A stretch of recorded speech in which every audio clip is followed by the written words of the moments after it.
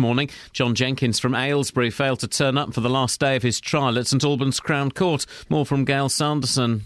The 70-year-old was found guilty in his absence of fraud and sentenced to 6 years in prison. Earlier, the court heard how over 3.5 years, 67-year-old Josephine Stubbings from Berkhamsted paid £532,000 to Jenkins for building work that, as surveyor said, should have cost £60,000 at most. He spent the money on holidays in Spain and the United States. It's thought he may have fled abroad. The judge has issued a warrant for his arrest. One of the Labour Party's biggest backers is calling on Ed Miliband to rule out a coalition with the Liberal Democrats after the next general election. Len McCluskey, who's General Secretary of the Unite Union, says Labour should pledge to govern alone if it wins the most seats. The charity says there's a special need for a centre which helps child victims of sex abuse in Luton. Because of this, a new NSPCC site has just opened in Adelaide Street. There's also a programme for families of abuse victims which teaches parents how to protect their children in the future. The European Parliament will today vote on tighter regulations for electronic cigarettes. The Parliament has already decided their consumer products won't have the same controls as nicotine patches, which are classed as medicinal. However, some MPs still want them to be regulated on health and safety grounds. In sport, in last night's football, Stevenage beat Crewe 1-0, MK Dons won 2-1 at Oldham, Wickham won 1-0 at Exeter, and Luton march on. And Luton could go 5 up here, and he's going to take this penalty and score.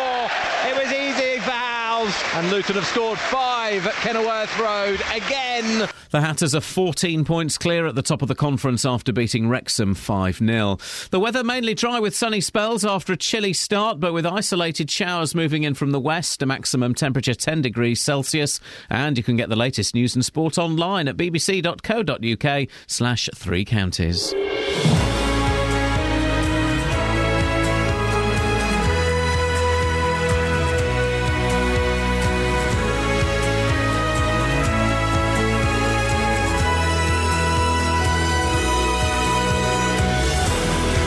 This is Iain Lee, BBC Three Counties Radio.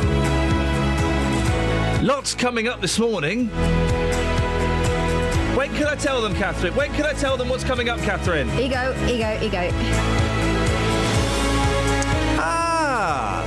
Expats are encouraged to vote. Conman builder encouraged to come back to prison. And lunch breaks and that. It took you 20 minutes to write that, did it? Wow. Facebook.com/BBC3CR. Send me a text, 81333. Start your text 3CR. Or the best way to give me a call, 08459 455 555. Across beds, hearts and bucks. This is BBC Three Counties Radio. But before any of that, sad news. Yesterday, film director Harold Ramis died. Of course, star of Ghostbusters, directed the fantastic film Groundhog Day, as well as many others. So we thought we'd pay a little tribute. Harold Ramis, we salute you. They say we're young and we don't know. We won't find out until we grow. Well, I don't know if all that's true, 'cause you got me, and baby, I got you. Hey, I got you, babe. I got you, babe. They say our love won't pay the rent before it's earned. Our money's all been spent. I guess that's so we don't have a plot, but at least I'm sure of all the things we got. Babe, I got you, babe. I got you, babe. I got flowers in the spring. I got you to wear my ring. And when I'm sad, you're a clown. And if I get scared, you're always around. So let them say your hair's too long, 'cause I don't care. With you I can go wrong. put your little hand in mine. There ain't no hill or mountain we can't climb, babe. I got you, babe. I got you, babe.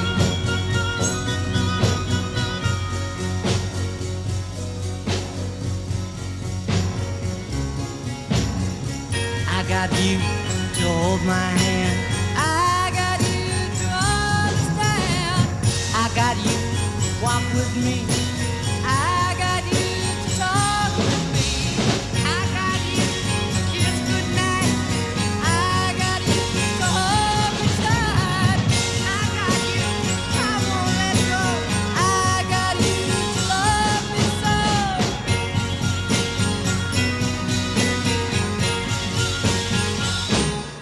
I got you, babe. Harold Ramis! We salute you, boss. I got you, babe. I got you, babe. I got you, babe. I got you, babe. Now, in the run-up to past elections, national treasures like Jim Davidson, Paul Daniels and Phil Collins have all threatened to leave the country. That's if the wrong party get in. Sadly, only 2 of them were true to their word, but it turns out they'll still be able to vote from their self-imposed luxury exile. The Electoral Commission's trying to boost the number of people using their right to vote with a huge campaign to add expats to the electoral register. Well, it'll mean my first guest, Norman Cudmore, can register to vote from his address in the Philippines. Morning, Norman. Good morning to you, Ian. So, are you in the Philippines right now? I certainly am. What's the time and the weather like over there? The time is approximately, to be honest, I don't know, around about 1 o'clock in the afternoon. And the weather is absolutely gorgeous. It's about 30 degrees Celsius. And I've got a nice cold pint of beer in my hand. I've gone right off this Cudmore character. Who booked him? Now, listen, so you live in the Philippines. How long have you lived there for? I lived here for approximately 12 years now. OK, but is it right you're registered to vote at your brother's address? That's correct. In the UK? That's correct. When I departed the UK, I needed an address in the UK, just basically for people to be able to contact me, like the banks and everything else. So I registered with the local council as having an address at my brother's. And that's effectively how I got over the system. But it's difficult to vote when you're over here. Unless you're back in the UK, it's a pointless exercise. So now that they're bringing in the chance to vote for overseas expats people, it's a good idea. But how are they going to let the expats know of this facility is what I'm wondering. Well, that's an important question. So they're campaigning to allow expats and to encourage expats to vote from abroad. Would you want to, Norman? Why would you want to have your say in local elections and general elections and European elections if you've lived in the Philippines for 12 years? Basically, because of the pensions. Oh. You're still entitled to your pensions while you're overseas, and as you're probably well aware from my last appearance on Three Counties Radio, they've decided now to change the rulings, whereas before, if the man worked and the wife stayed at home, she would then be entitled to part of the husband's pension when he died. Now that's all changed. So basically what they've decreed for my wife is that when I die, if she outlives me, is that she then becomes destitute because she's not entitled to a pension in her own right, now that she's not entitled to my pension. Right. I disagree with that, but as an expat, I had no cause to redress against that at that particular time. Whereas now, with the chance to vote, we will have a very small voice in that matter. No, there might. Let me play devil's advocate for a second. There will be some people listening who think, "Hang on a second. You live in the Philippines. It's nice weather. You got a beer in your hand. That's not fair.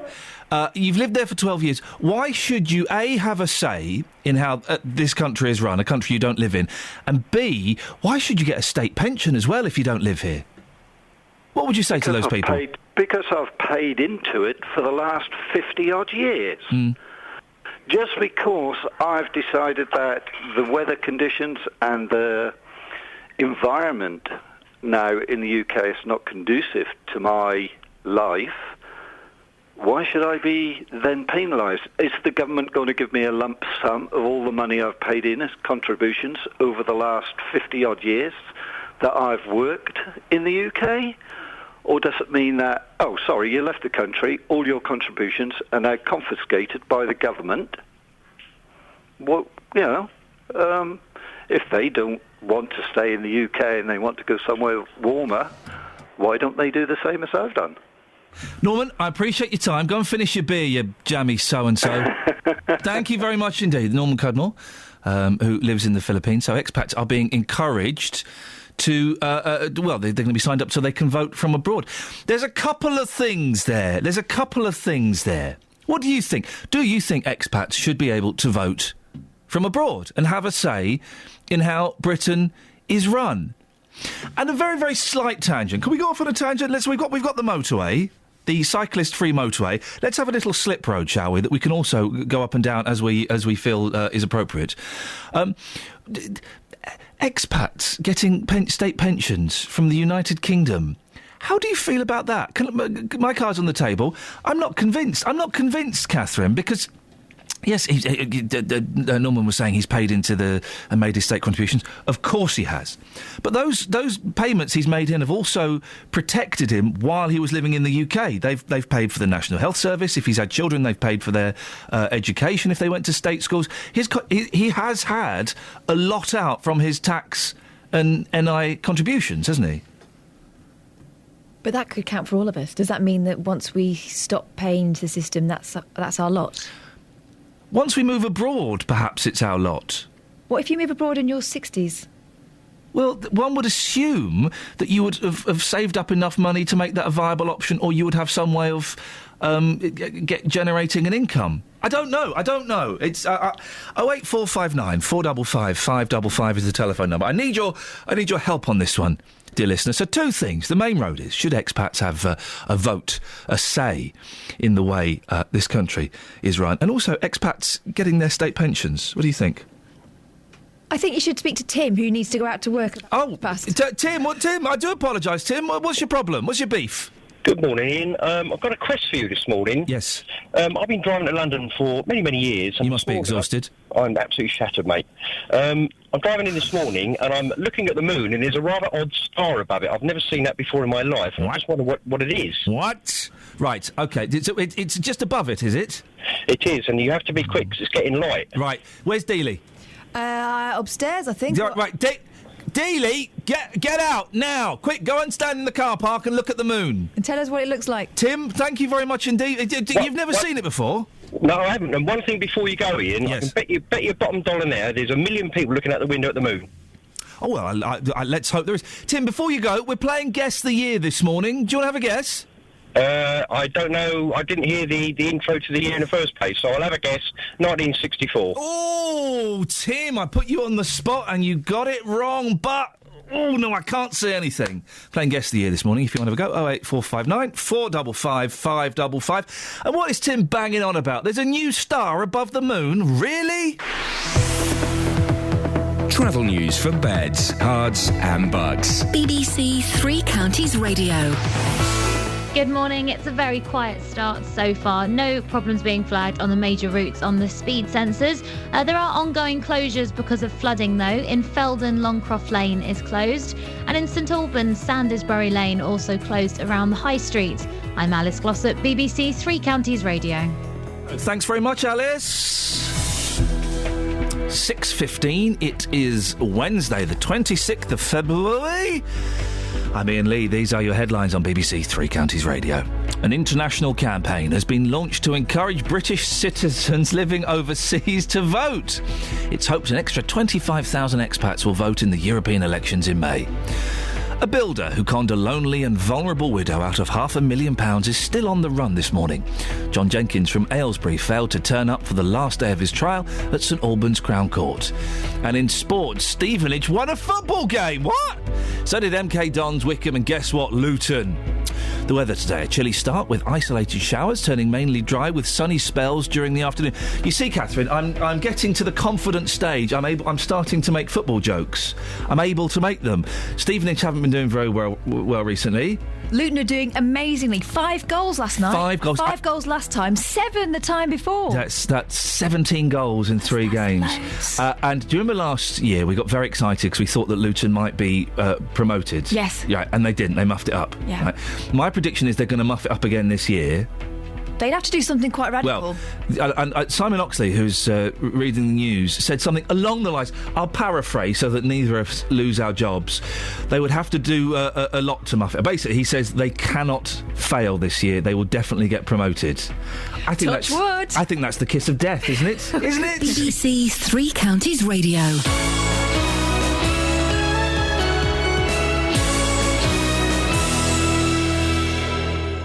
Every weekday from 3. Why would anyone buy a mattress off the back of a van? Roberto Perrone. How do you keep a straight face? That is so funny. A professor from the University of Bedfordshire has followed in the footsteps of Indiana Jones. Weekdays from 3. It's the family and lifestyle debate. Got an hour discussing business and finance. It's our politics panel discussing how politics affects us. Later in the show, it's all about the entertainment world. Roberto Perrone. Weekdays from 3 on BBC Three Counties Radio.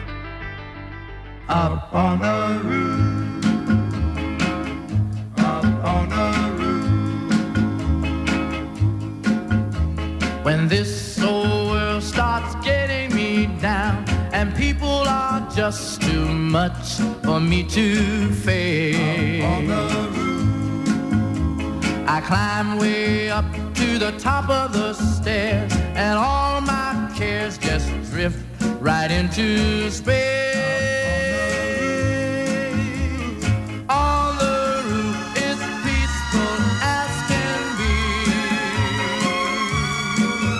and there the world below can bother me.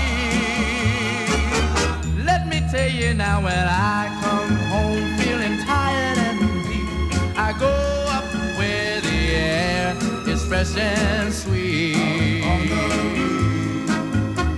I get away from the hustling crowd and all that rat race noise down in the street. On the roof, the only place I know where you just have to wish to make it so.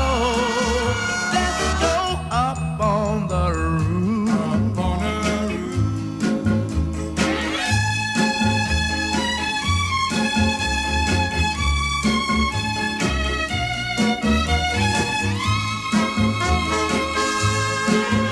At night the stars put on a show for free,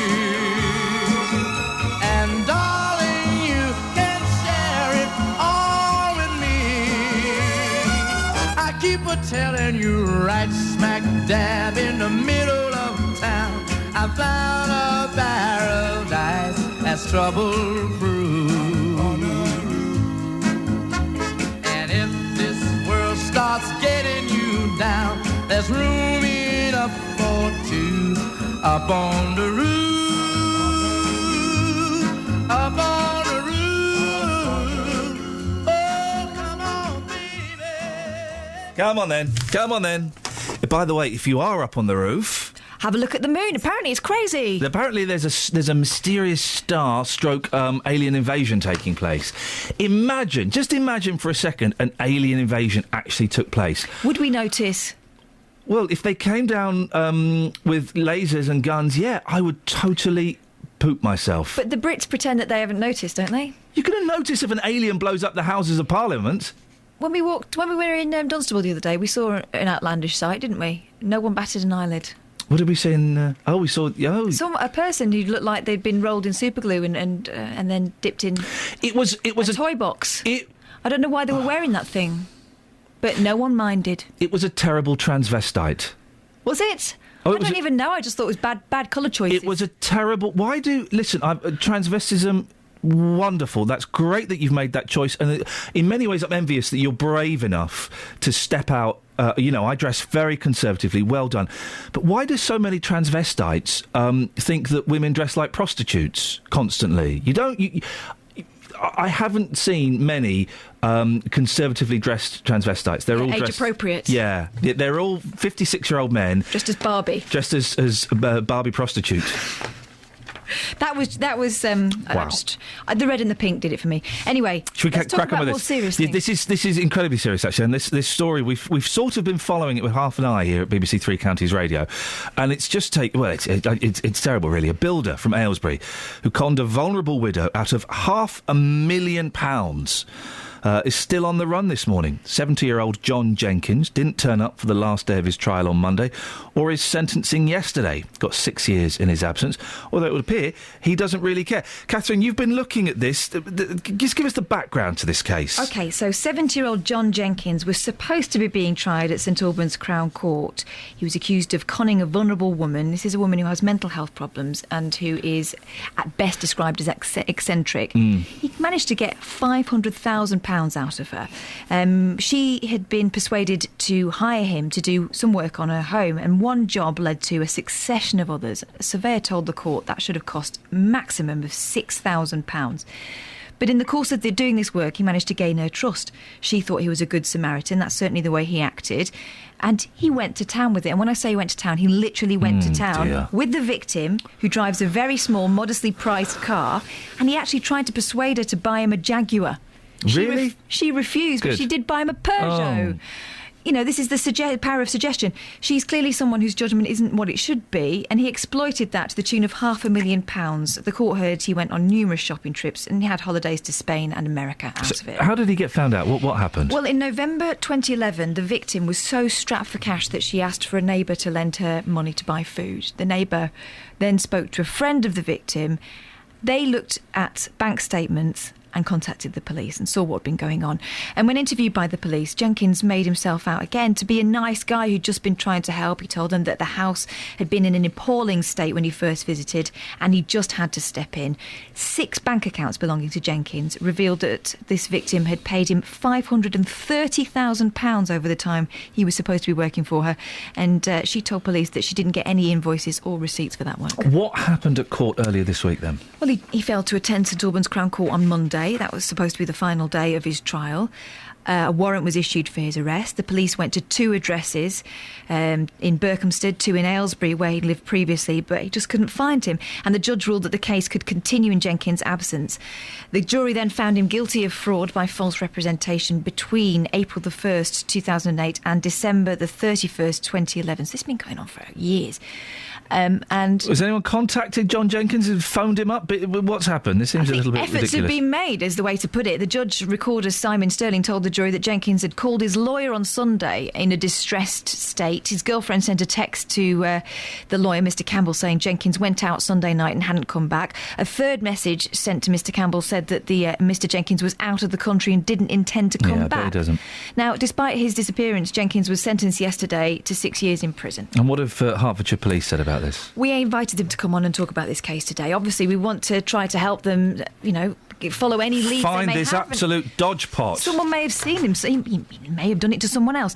But the investigating officer, unfortunately, was unavailable. But the assistant investigator, Deborah Newsham, told us that John Jenkins targeted a vulnerable woman, influencing her to believe that she didn't need any other friends in her life but him. The victim should now be able to start rebuilding her life. However, Jenkins has been cowardly and callous and not attended court to be sentenced. I would appeal to anyone who's seen him or knows of his whereabouts to contact police immediately. I've got to be honest, 6 years for ripping off someone with mental health problems to the tune of £500,000. Between 2008 and 2011. 6 years. He'll do what? If they ever get him, he'll do 3, tops, probably 2. Wouldn't he get more for absconding? Hopefully.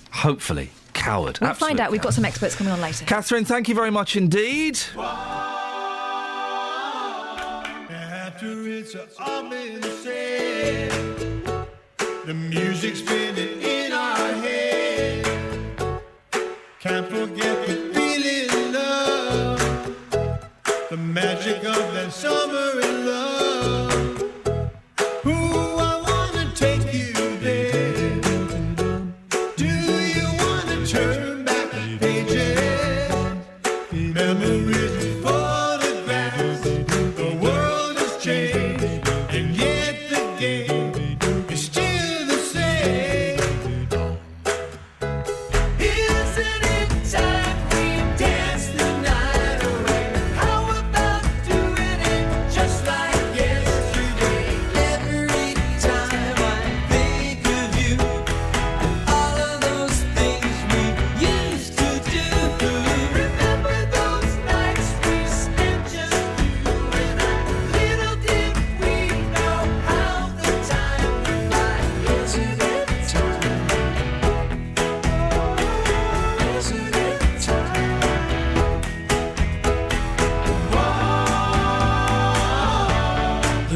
times never have to end. And now's the time to let them happen again. We can have ourselves a blast. Good times, they aren't only in the past. Isn't it time we dance the night away?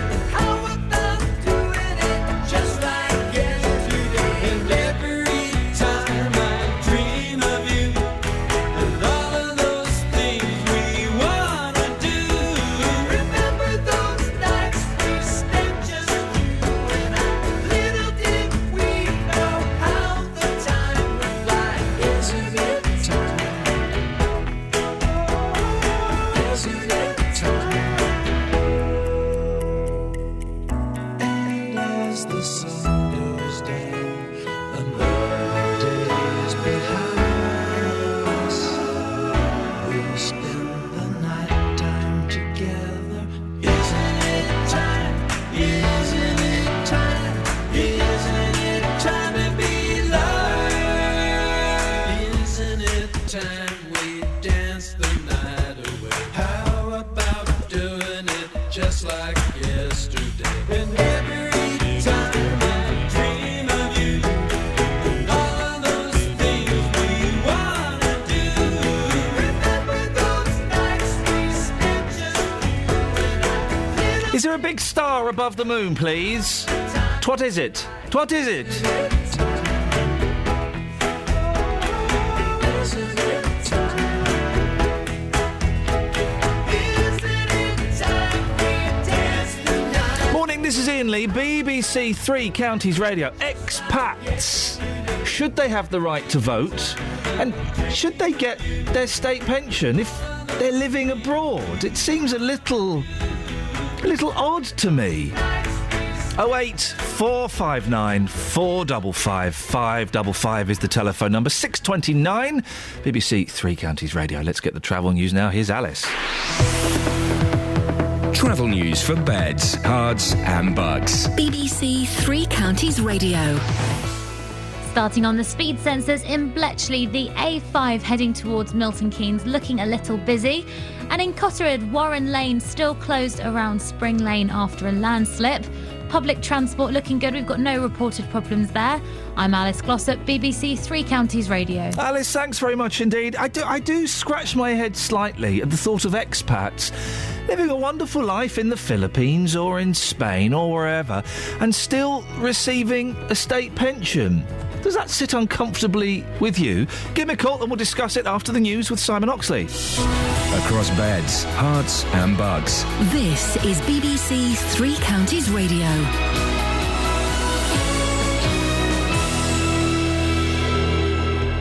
It's 6:30. An international campaign has been launched to encourage British citizens living overseas to vote. It's hoped an extra 25,000 expats will vote in the European elections in May. A builder who conned a lonely and vulnerable widow out of £500,000 is still on the run this morning. John Jenkins from Aylesbury failed to turn up for the last day of his trial at St Albans Crown Court. And a charity says there's a special need for a centre which helps child victims of sex abuse in Luton. A new NSPCC site has just opened in Adelaide Street. Three Counties Sports. BBC Three Counties Radio. Wins last night for Stevenage, MK Dons, Wickham and Luton. Stevenage showed they're ready to fight against relegation with a 1-0 win over Crewe, courtesy of Francois Zoko's early goal. Here's manager Graham Wesley. We got the early goal and although we tried to encourage the lads to keep the ball and develop our game, you could see that they were just determined to keep that clean sheet, and that's about all we did, was just dig in, fight hard, run for our lives, put our bodies on the line, and we ground out a determined, if very ugly, 1-0 win. Also in League One, MK Dons won 2-1 at Oldham with goals from George Baldock and Isle McLeod, delighting manager Carl Robinson. I thought we tactically got it right when we were under pressure. It's difficult making change when you're 2-1 up and just conceded. I'm thrilled with that. I'm absolutely ecstatic to come here. You're not Tuesday night? Oh, our stats would have told you we would have lost here today, so I'm over the moon with them. In League Two, Max Kretschmar's goal eased Wycombe's relegation fears with the 1-0 win at Exeter. Here's manager Gareth Ainsworth. They're dead on their feet. They have given me absolutely everything tonight, and I couldn't be prouder than the team. They're just everything is fantastic. And I'm sure when we get on the bus and that there'll be a bit of banter. We've got a 3-hour journey on, but it's nice to have a win, and what a fantastic goal to win a game. And conference leaders Luton thrashed Wrexham 5-0 with 2 goals from Luke Guttridge and 1 apiece for Andre Gray, Paul Benson and Jake Howells. John Still's side are 14 points clear after Cambridge lost, but he's not concerned with that. That's my job. My job is to make sure that people concentrate on things that are important, concentrate not just on the fact that they've won a game, but how they've won it and what we could do better. We've done that, and we'll do some more work on Thursday and look forward to Saturday. Elsewhere in non-league football, the matches at Bishop Stortford, Hemel Hempstead and Biggleswade were all postponed. And another bad night for David Moyes and Manchester United as they lost 2-0 away to Olympiacos in the first leg of their Champions League last 16 tie. Tonight, Chelsea are in Turkey to face Galatasaray. BBC Three Counties News and Sport. The next full bulletin is at 7. Call 08459 455 555. BBC Three Counties Radio. Is it chomping at the bit or champing? Champing. You can chomp at a bit, though, because it's in your mouth, so you'd be chomping. Yeah. What does But it just makes it sound like you don't know what the proper saying is. What does champing mean? Similar thing, I think. In a horsey fashion. Is it minefield or minefield? Mine. Yours? Without the D. I've heard it's a minefield. Don't be mad. What? No, it can be a minefield. What's a minefield? Field of minds. I don't know.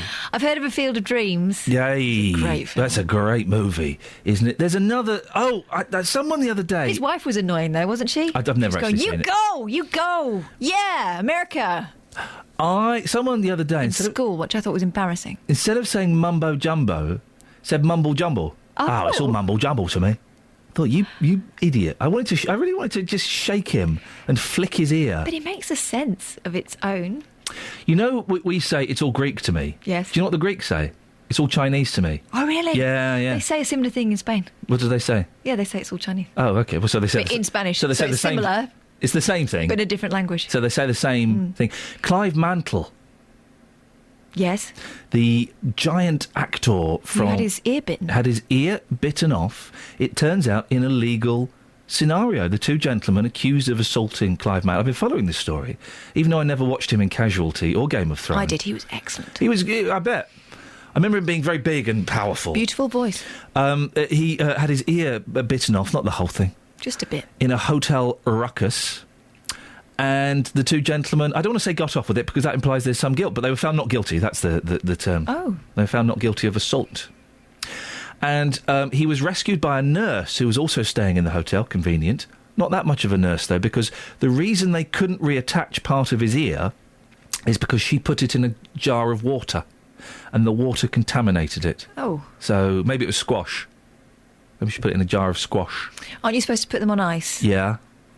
Or I would, if my ear Peas. got... Peas. Well, you're not going to have peas in a hotel room, unlikely. No, but you've got a hotel kitchen with frozen peas. Surely You're available. thinking quickly. My thing, what I would do is I would run a flannel under a cold tap for about 30 seconds, so it's really cold, squeeze it dry, then put the ear in that and then wrap it. Contaminated. Is it? You've just lost an ear. Oh, man, I'm down to one ear.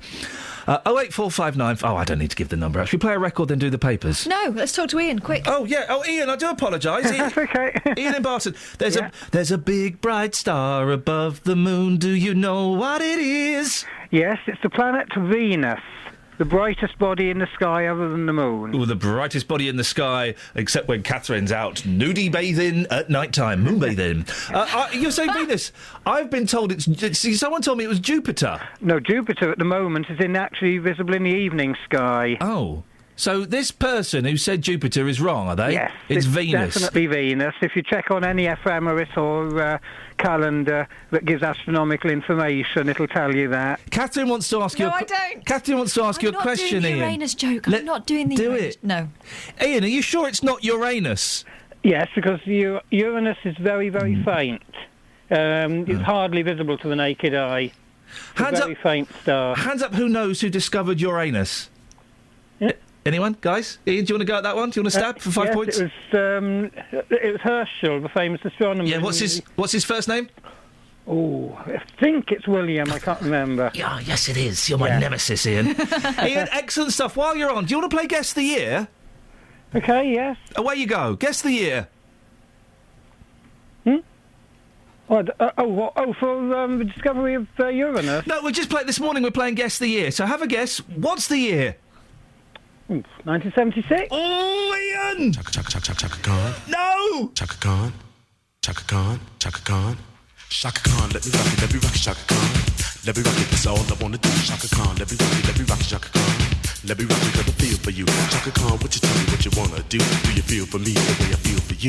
Chaka Khan, let me tell you what I wanna do. I wanna love you, wanna hug you, wanna squeeze you too. So let me take it in my arms, let me feel you with my charm, Chaka. Cause you know that I'm the one to keep you warm, Chaka. I make it more than just a physical dream. I wanna rock you, Chaka, baby, cause you make me wanna scream. Let me rock it, rock it.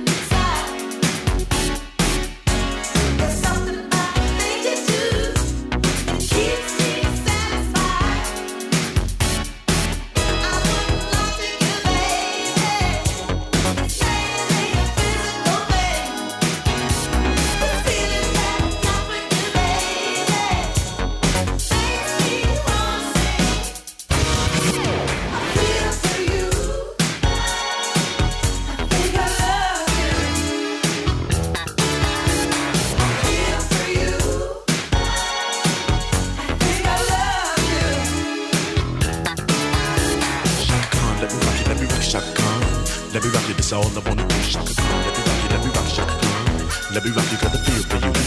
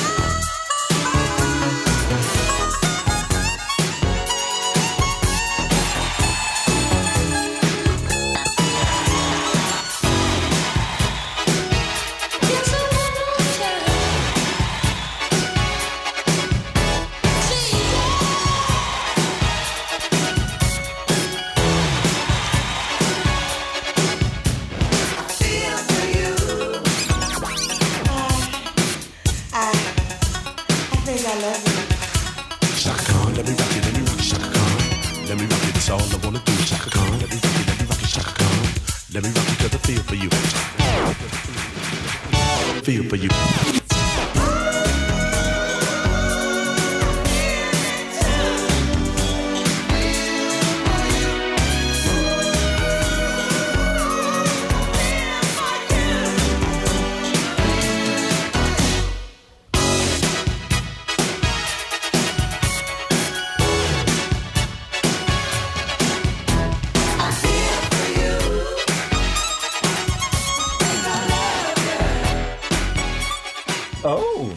I don't like Show Me, Show Me. It's a kids' programme, CBeebies.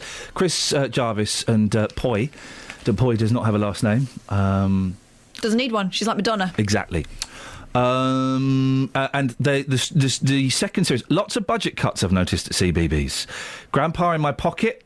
What's that green screen nightmare now? It's not studio Why is based. that big kid still in it? Either get rid or have him still in it. I've not seen the big kid in it. He goes, well, so my grandpa's got, I've got my cousins in they've it. got 2 new kids, haven't Yeah. they? Because the other one's got too big. Yeah. So get rid. Get rid. When you Showbiz, say get rid, it's you not mean... friend biz. It's not friend biz. But Chris and Poi do this show, Show Me. A lot of fun. It was set in their apartment that was on the 11th floor. A lot of fun. 10th floor. Yeah, it was a shop, wasn't it, sometimes? Yeah, it could be whatever they wanted. Gotta have it. And now they've set it outside. And I had a huge argument with my 4-year-old and my wife last night. We were watching it, and I said, I don't like Show Me outside. Why not? I just... there's nowhere to sit down. It looks muddy. It's uncomfortable. I don't like being outside. Why not? We had a big argument because I don't like being outside. Also, when the toy goes missing, there's not that area of security. No. Knowing that they're somewhere in the room. It looks a bit shambolic. Just what do you reckon? Show me. Do you prefer it inside or outside, mate? Morning, boss. You've lost me on this one. Oh. Yeah, sorry. Show me. Show me. Do. Show me. Do. 10 worms wiggling, waving.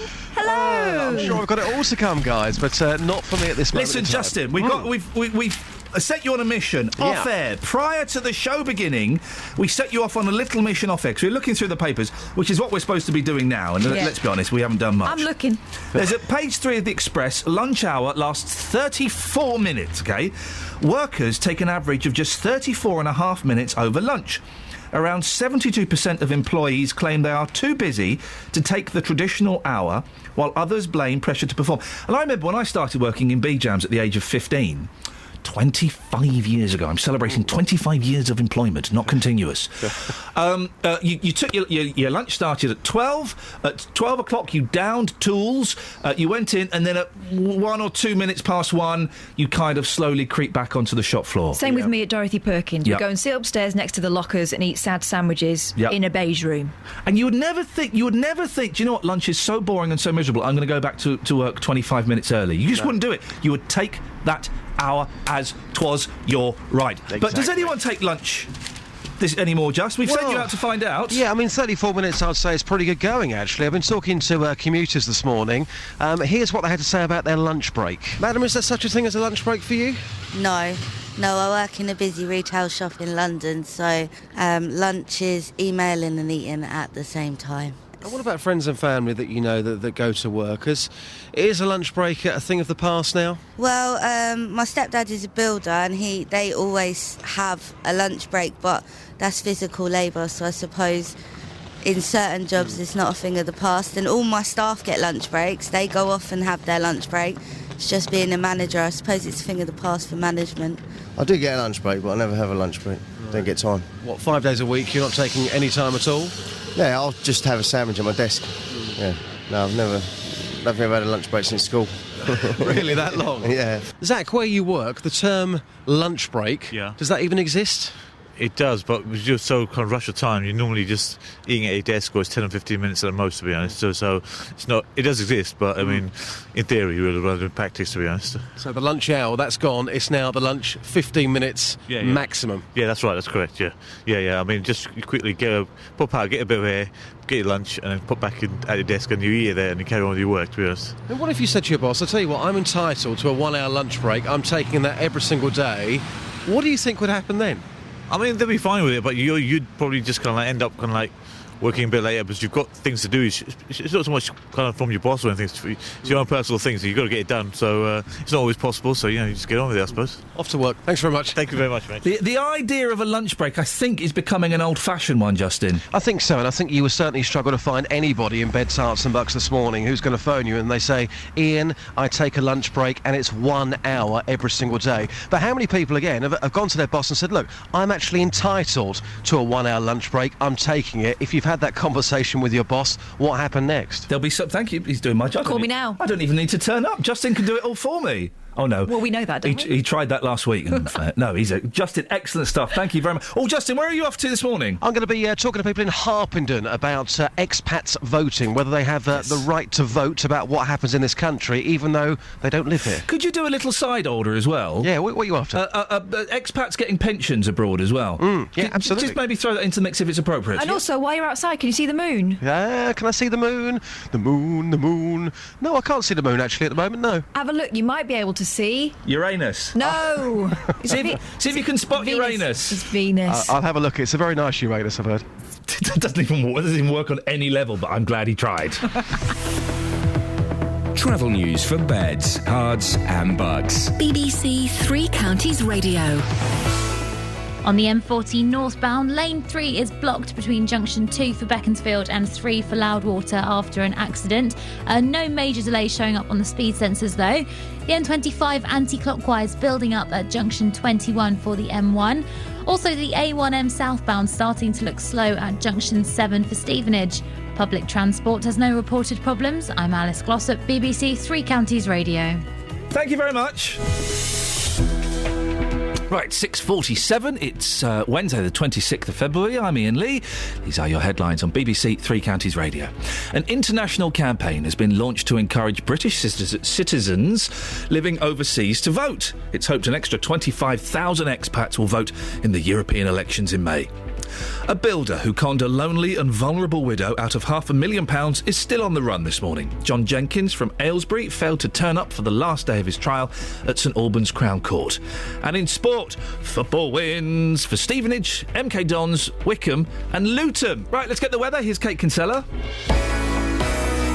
Beds, Herts and Bucks weather. BBC Three Counties Radio. Good morning. Well, the clear skies doesn't only enable you to see the moon and Venus this morning, it means it's a bright but chilly start. Some locations hovering just around zero. Now, most of us hovering just above, actually, but there will be the more sheltered spot which has a little bit of frost on their windscreen, perhaps parts of Buckinghamshire, for example. But pretty much anyway, you may get a sparkle or two. But it is a bright start. Sunshine first thing this morning. One or two isolated showers possible as we head through, but they will be few and far between, won't amount to much, and the sunshine will make up for it. It's not going to feel too bad either, the maximum temperature getting up to 10 Celsius.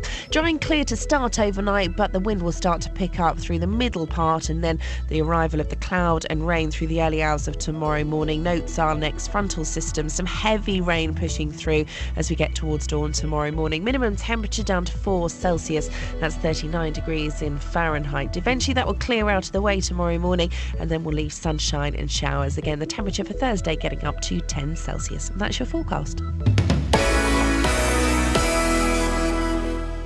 Every weekday morning from 9, The JVS Show. Well, whose fault is it that there are so many fat people in this country? It's a horrible word. Jonathan Vernon Smith. But why do you want to kind of tiptoe around the issue? People are people. People aren't fat just because they're big. Tackling your consumer problems. Over the last few months, I've been palmed off every few days. There are some absolute rogues out there in the car industry. Tim, I'm going to send Wayne in to you. Let's get some detail and we'll get this sorted out. The JVS Show, weekdays from 9, BBC Three Counties Radio. Richard?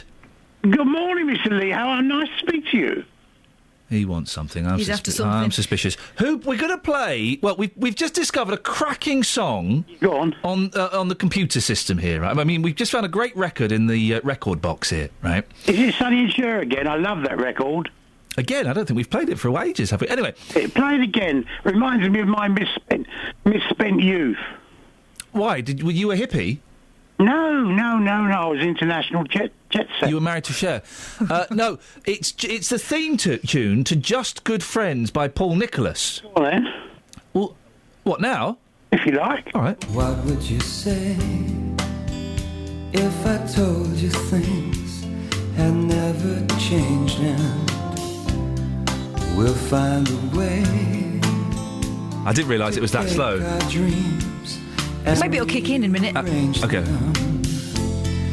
Who'd believe? No, it's too slow. We'll find another song. We'll find that at all. No, I don't. But it got us thinking. His girlfriend in Just Good Friends, or were they boyfriend and girlfriend? Who knows? Penn. They got married in the end, didn't they? Did they get married? Yeah. Who played Penny in Just Good Friends? I haven't got a clue.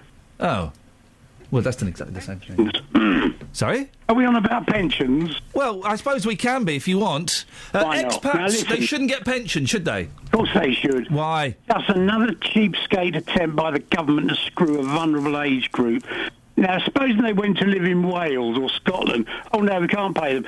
You go to work. Oh, for goodness sakes, Richard! Listen, you go to work, and at the end of the month, you get paid. Suppose you went to live in France because you happen to like it. Oh no, we can't pay you this month because you live in France. It's another cheapskate attempt by the government. Well, first of all, hang on a minute, Richard. Yeah. First of all, the government haven't said anything about this. This is me saying it. I thought it was the government were trying to do it. No, the government are trying to get expats to vote. I'm saying that we shouldn't give expats their pensions. Well, of course you should. You paid for it. You've earned it. No. No. The pension... Right, you're an old man, aren't you? So you're probably getting a pension, yeah? Well, I'm 37. But my body's a lot older. The pension that you're getting now... I paid for. No. And I want it. If we all stick together, us pensioners, you would even get a decent pension one day, and it's not a benefit. You're not... Richard, listen, please, for once. Go on, then. The pension that you're getting now, you haven't paid for, right? I have. The pension that you're getting now, I am paying for now. No, they took my money. They promised me a deal, and I want my money back, or they will rue the day. Shall I cut you off? No, don't do that. I think I'm going to. Go on, then. My brave, my brave, my brave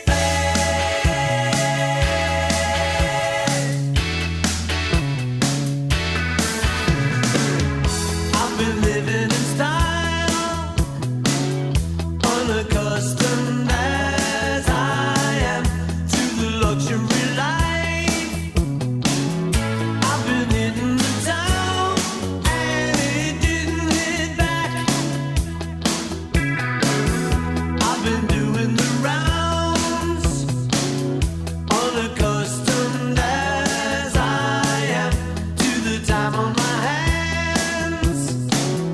Now I don't have to tell anybody when I'm gonna get back. Ever since you went away, I've had this sentimental inclination not to change a single thing. As I pull the sheet back on the bed, I wanna go bury my head in your pillow. Now that I'm alone again, I can't stop breaking down again. The simplest things set me off again. Take me to that place where I can find my brave face, where I can find my brave face, my brave, my brave, my brave face.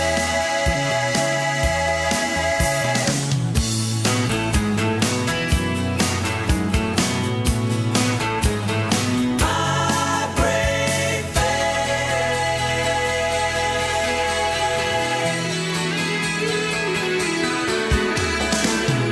I've been living the life, unaccustomed as I am to the work of a housewife. I've been breaking up dirty dishes and been throwing them away. Ever since you left, I've been trying to compose it, baby. Will you please come home? No bed for you. As I clear away another untouched TV dinner from the table, I'm late for two. Now that I'm alone again, I can't stop breaking down again. The simplest things set me off again. Take me to that place where I can find my brave face, where I can find my brave face, my brave, my brave, my brave face. I'm loving that. I've ordered... Oh, it's there. This bit. Squeeze and Crowded House.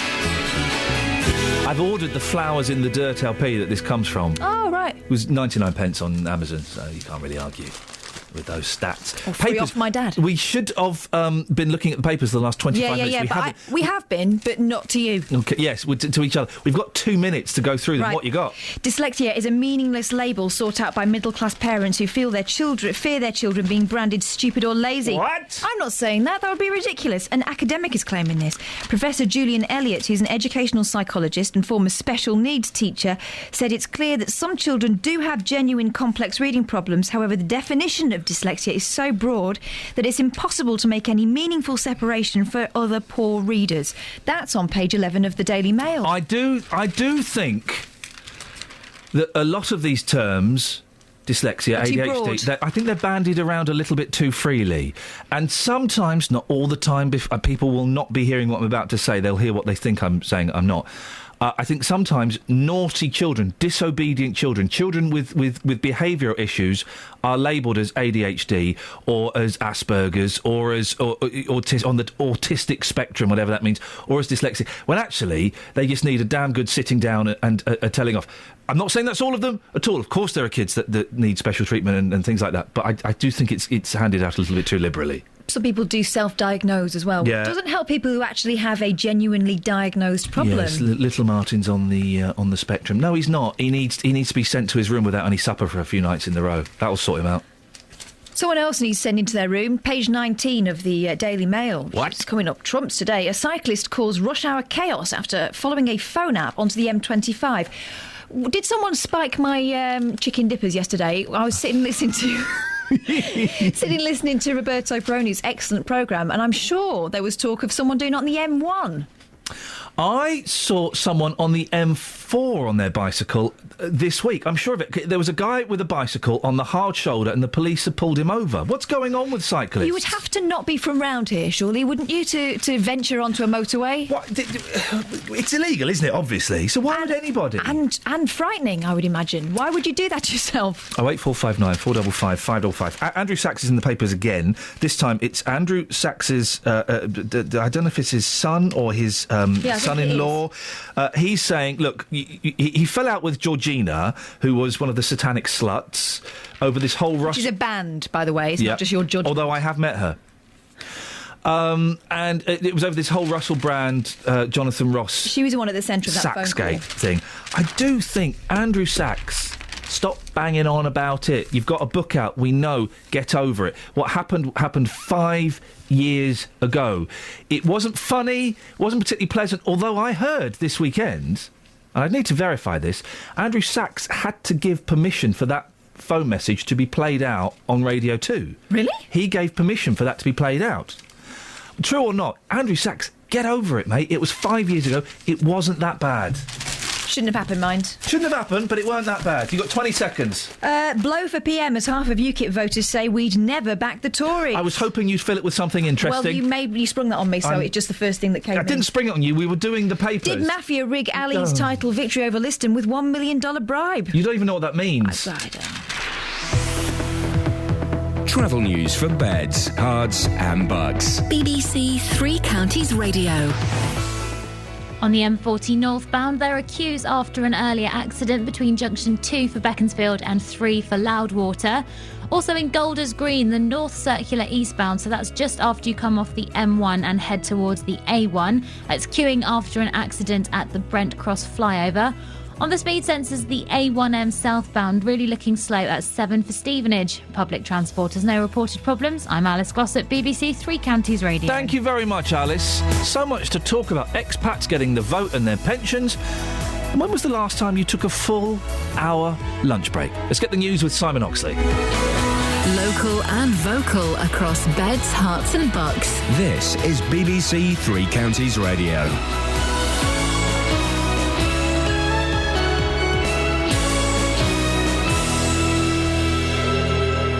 It's 7 o'clock. The headlines: expats urged to vote. Buckinghamshire builder still on the run, and wins for Stevenage, MK Dons, Wickham and Luton. BBC Three Counties Radio. An international campaign has been launched to encourage British citizens living overseas to vote. It's hoped an extra 25,000 expats will vote in the European elections in May. These people in Harpenden have mixed views. I think it rather depends how long they're going to be expats for. If they're out there for 3 years, then yes. If they're out there long term, then probably no, because they don't have any role to play in the British economy or British politics. I think probably they are, yeah. I mean, they have, as it were, their income provided mainly by pensions coming from this country, and they're still subjects of this country, so, yeah, they should have a right to vote in this country, yeah. A builder who conned a lonely and vulnerable widow out of £500,000 is still on the run this morning. John Jenkins from Aylesbury failed to turn up for the last day of his trial at St Albans Crown Court. More from Gail Sanderson. The 70-year-old was found guilty in his absence of fraud and sentenced to 6 years in prison. Earlier, the court heard how over 3.5 years, 67-year-old Josephine Stubbings from Berkhamsted paid £532,000 to Jenkins for building work that, as surveyor said, should have cost £60,000 at most. He spent the money on holidays in Spain and the United States. It's thought he may have fled abroad. The judge has issued a warrant for his arrest. The energy regulator Ofgem has just announced a series of measures which it says will break down barriers to competition and make the market work better for consumers. The big six energy firms will face closer scrutiny of their finances and are being warned to trade fairly with independent suppliers or face financial penalties. A charity says there's a special need for a centre which helps child victims of sex abuse in Luton. Because of this, a new NSPCC site has just opened in Adelaide Street. There's also a programme for families of abuse victims which teaches parents how to protect their children in the future. The European Parliament will today vote on tighter regulations for electronic cigarettes. The Parliament has already decided their consumer products, so won't have the same controls as nicotine patches, which are classed as medicinal. However, some MEPs still want them to be regulated on health and safety grounds. In sport, in last night's football, Stevenage beat Crewe 1-0, MK Dons won 2-1 at Oldham, Wickham won 1-0 at Exeter, and Luton march on. And Luton could go 5 up here, and he's going to take this penalty and score. It was easy for Howells, and Luton have scored 5 at Kenilworth Road again. The Hatters are 14 points clear at the top of the conference after beating Wrexham 5-0. The weather mainly dry with sunny spells after a chilly start, but with isolated showers moving in from the west, a maximum temperature 10 degrees Celsius. And you can get the latest news and sport online at bbc.co.uk/3 counties.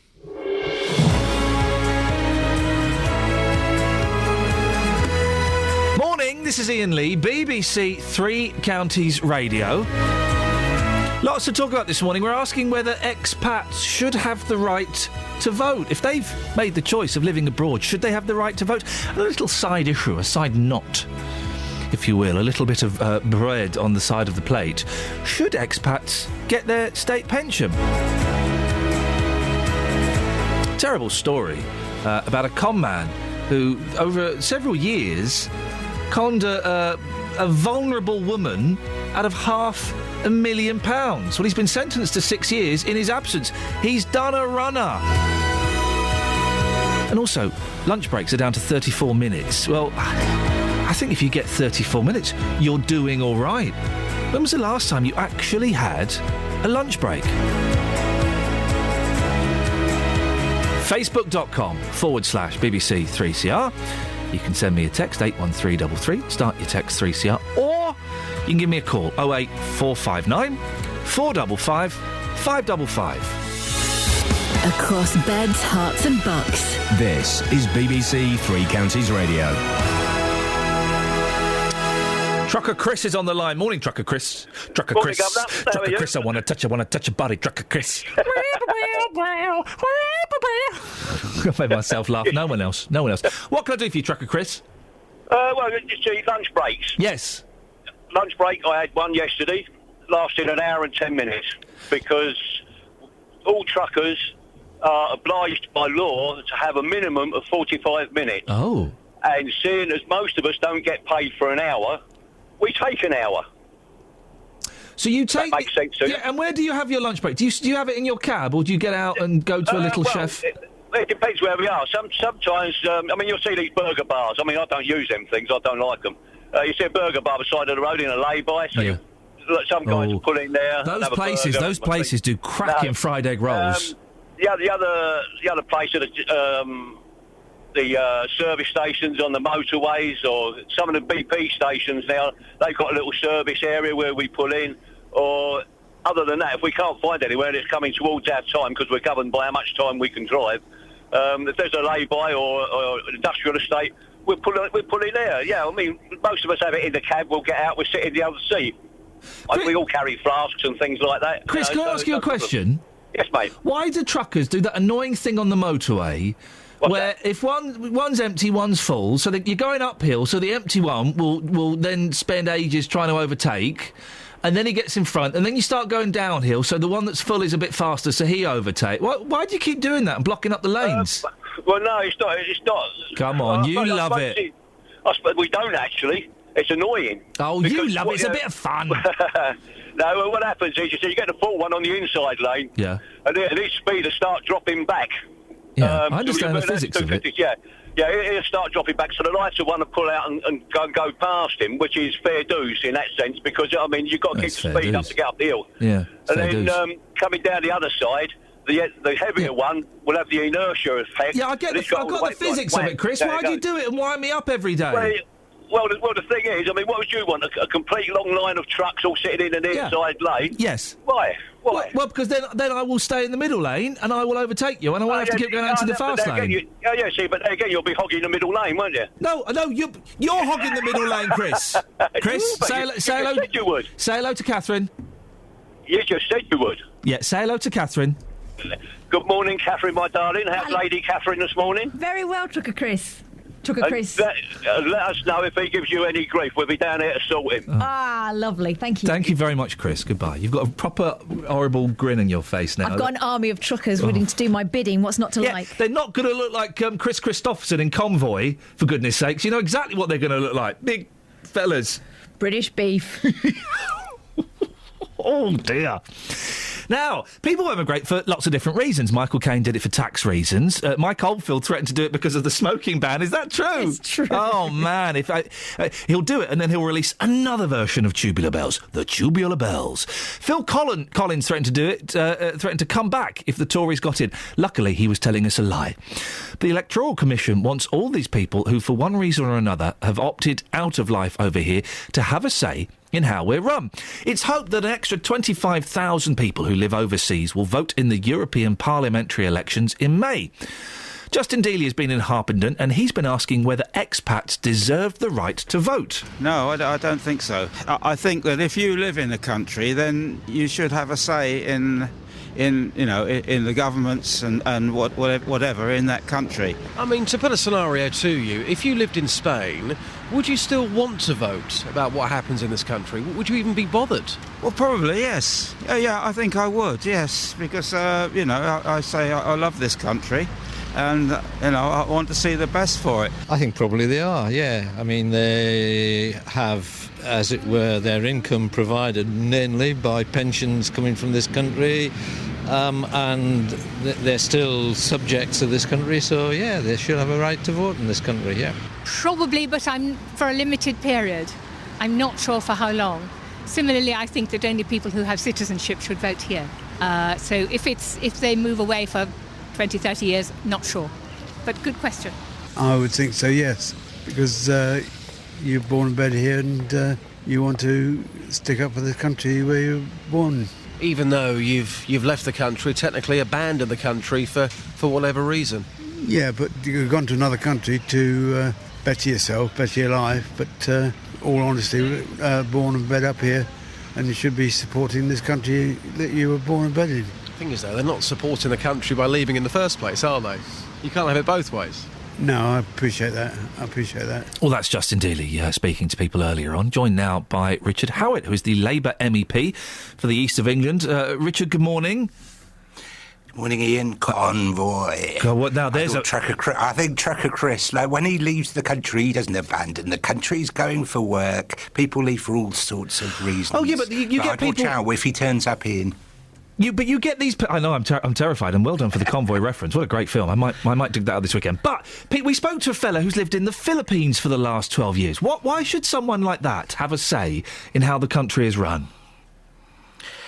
Because in most countries, there's a lot of expatriate voting. It's the norm. In many countries, they have their own constituents. In France, for example, there are specific MPs in their parliament who represent overseas territories, and we're one of only 5 countries out of the 28 in Europe that are deemed not to be being fair to our expatriate voters.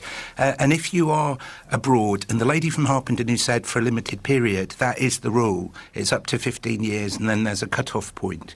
But if you are going abroad for work, for study, for whatever reason, not for the chap who's absconded because he doesn't want to do a 6-year prison sentence, by the way, but if you've gone abroad for legitimate reasons, you're going to be coming back. You are worried about the rules through which you get your pension.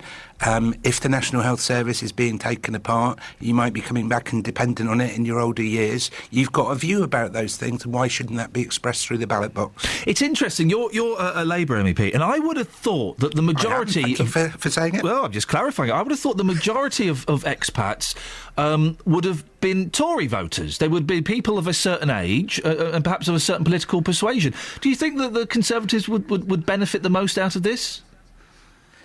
Well, let me let you into a secret. Some politicians believe in democracy first. And I'm not sure whether this helps the Conservatives or Labour or anyone else.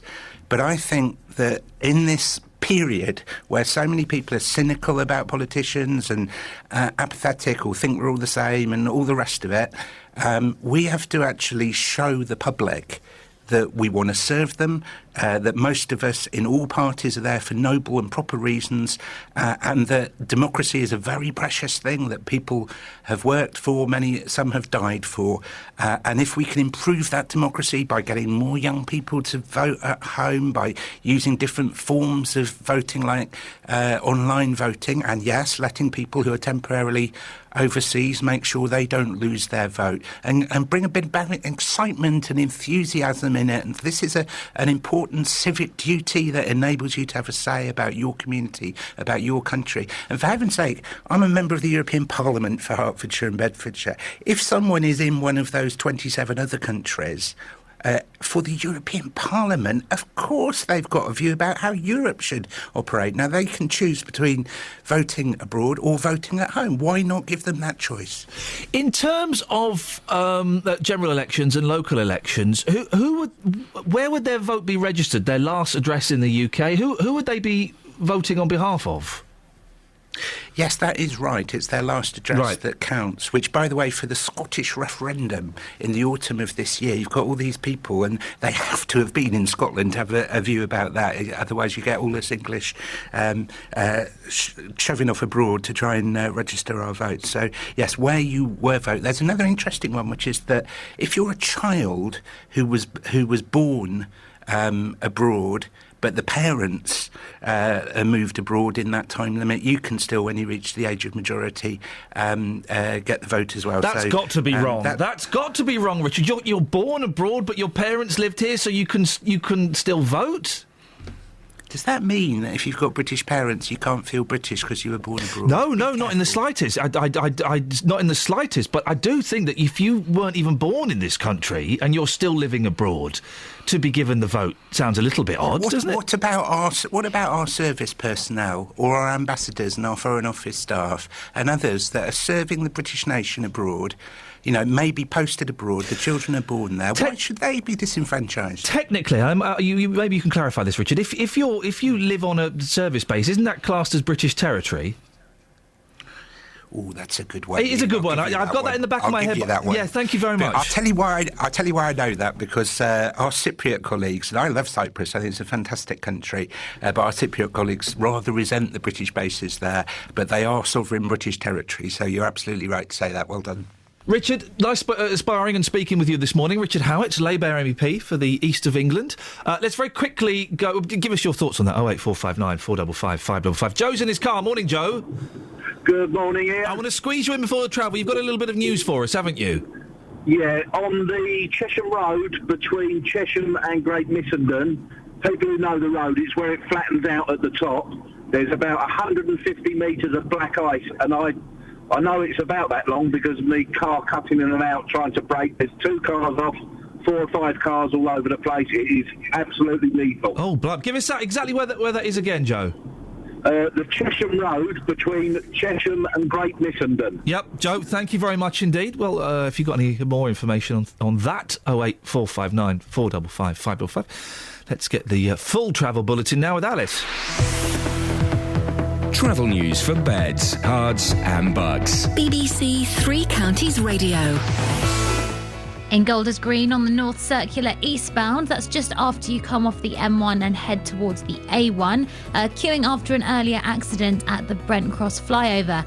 In Mill Hill, the A1 is queuing between Mill Hill Circus and the Stirling Corner after an accident and also just the normal morning delays. The M25 anti-clockwise slow around junction 21 for the M1. Public transport has no reported problems. I'm Alice Glossop, BBC Three Counties Radio. Alice, thank you very much.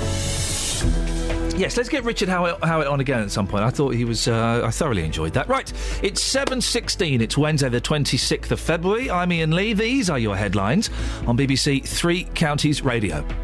An international campaign has been launched to encourage British citizens living overseas to vote. It's hoped an extra 25,000 expats will vote in the European elections in May. A builder who conned a lonely and vulnerable widow out of £500,000 is still on the run this morning. John Jenkins from Aylesbury failed to turn up for the last day of his trial at St Albans Crown Court. And in sport, there were wins last night for Stevenage, MK Dons, Wickham and Luton. Weather today, chilly start, isolated showers turning mainly dry with sunny spells this afternoon. Maximum temperature 10 degrees. BBC Three Counties Radio.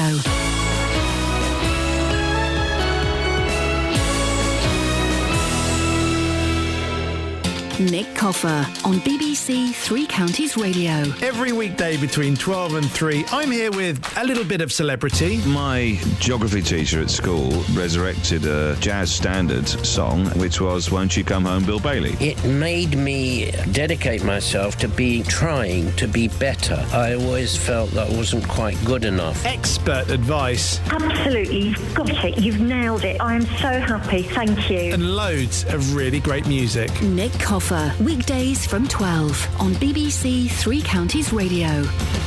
08459 455 555 is the telephone number if you want to give us a call. Now, terribly sad story. A builder from Aylesbury who conned a vulnerable widow out of £500,000 is still on the run this morning.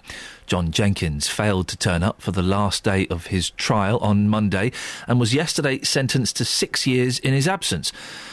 We can talk now to Jude Lanchin, who's a senior associate in criminal defence at law firm Bindmans. Is it Bindmans, Jude? It is, Bindmans yes, LLP. I'm glad we got that right. Thank you.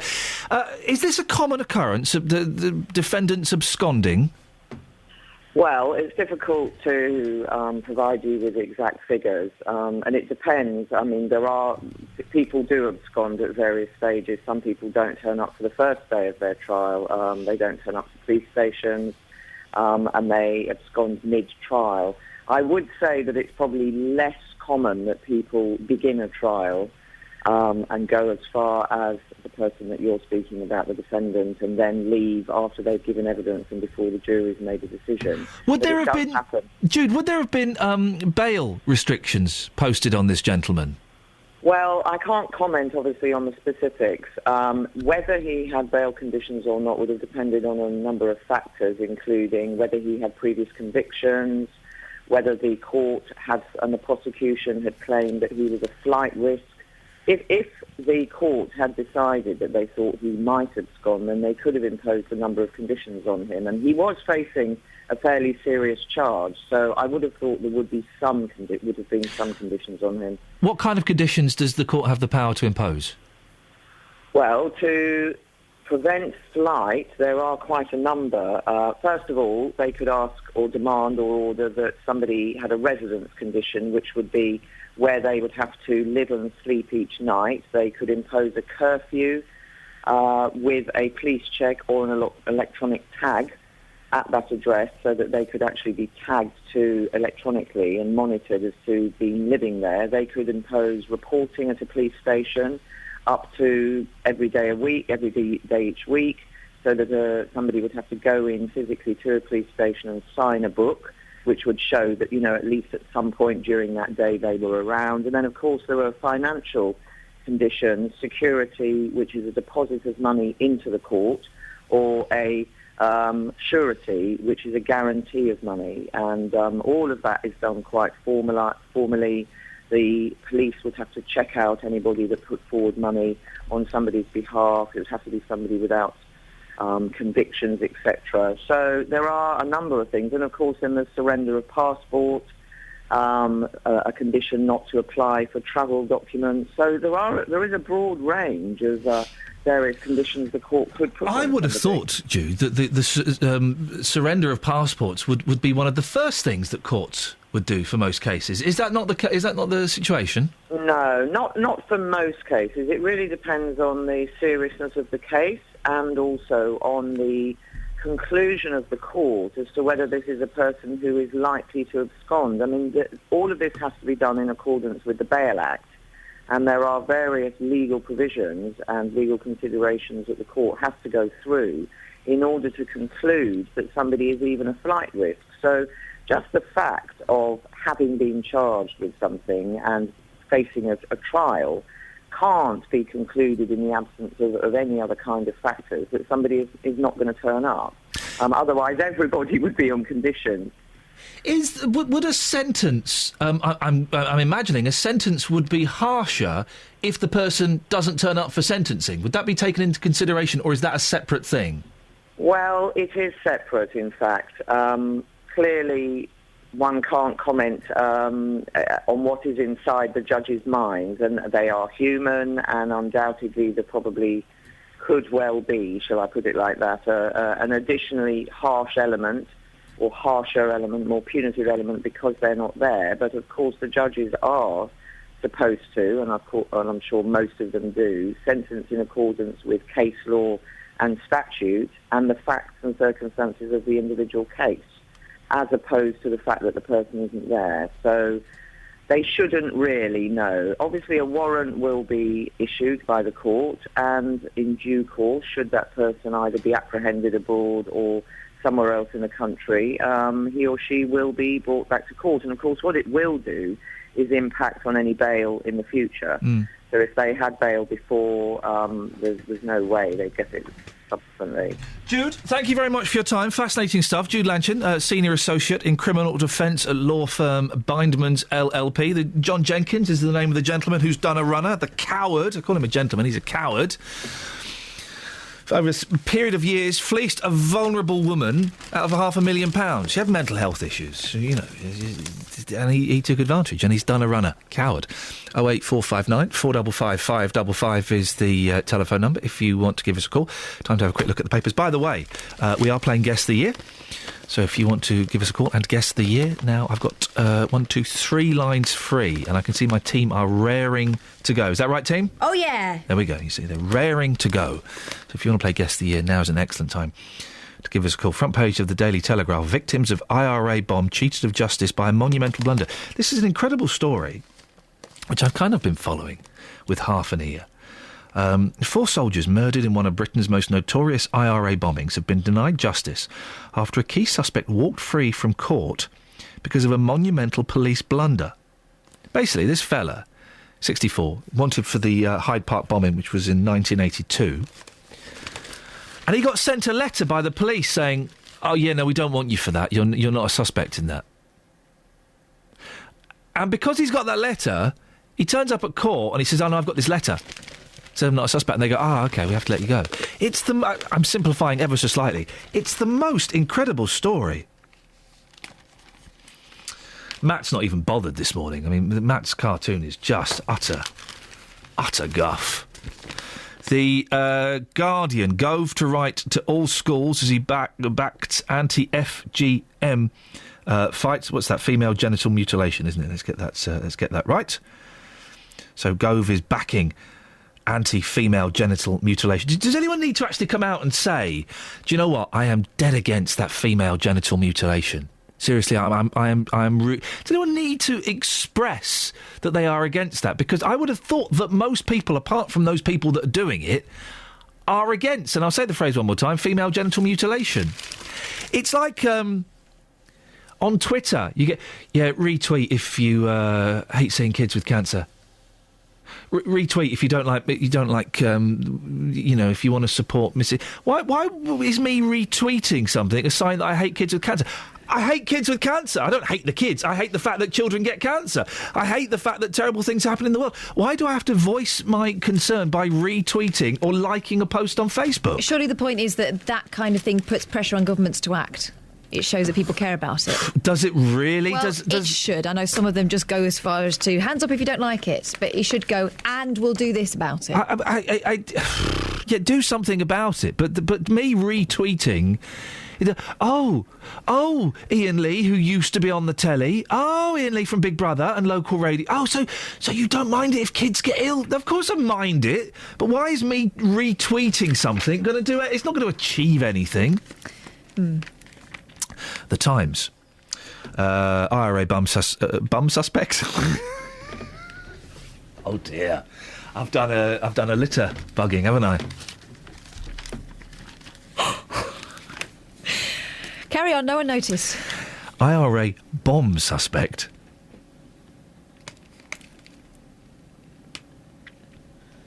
Freed after catastrophe.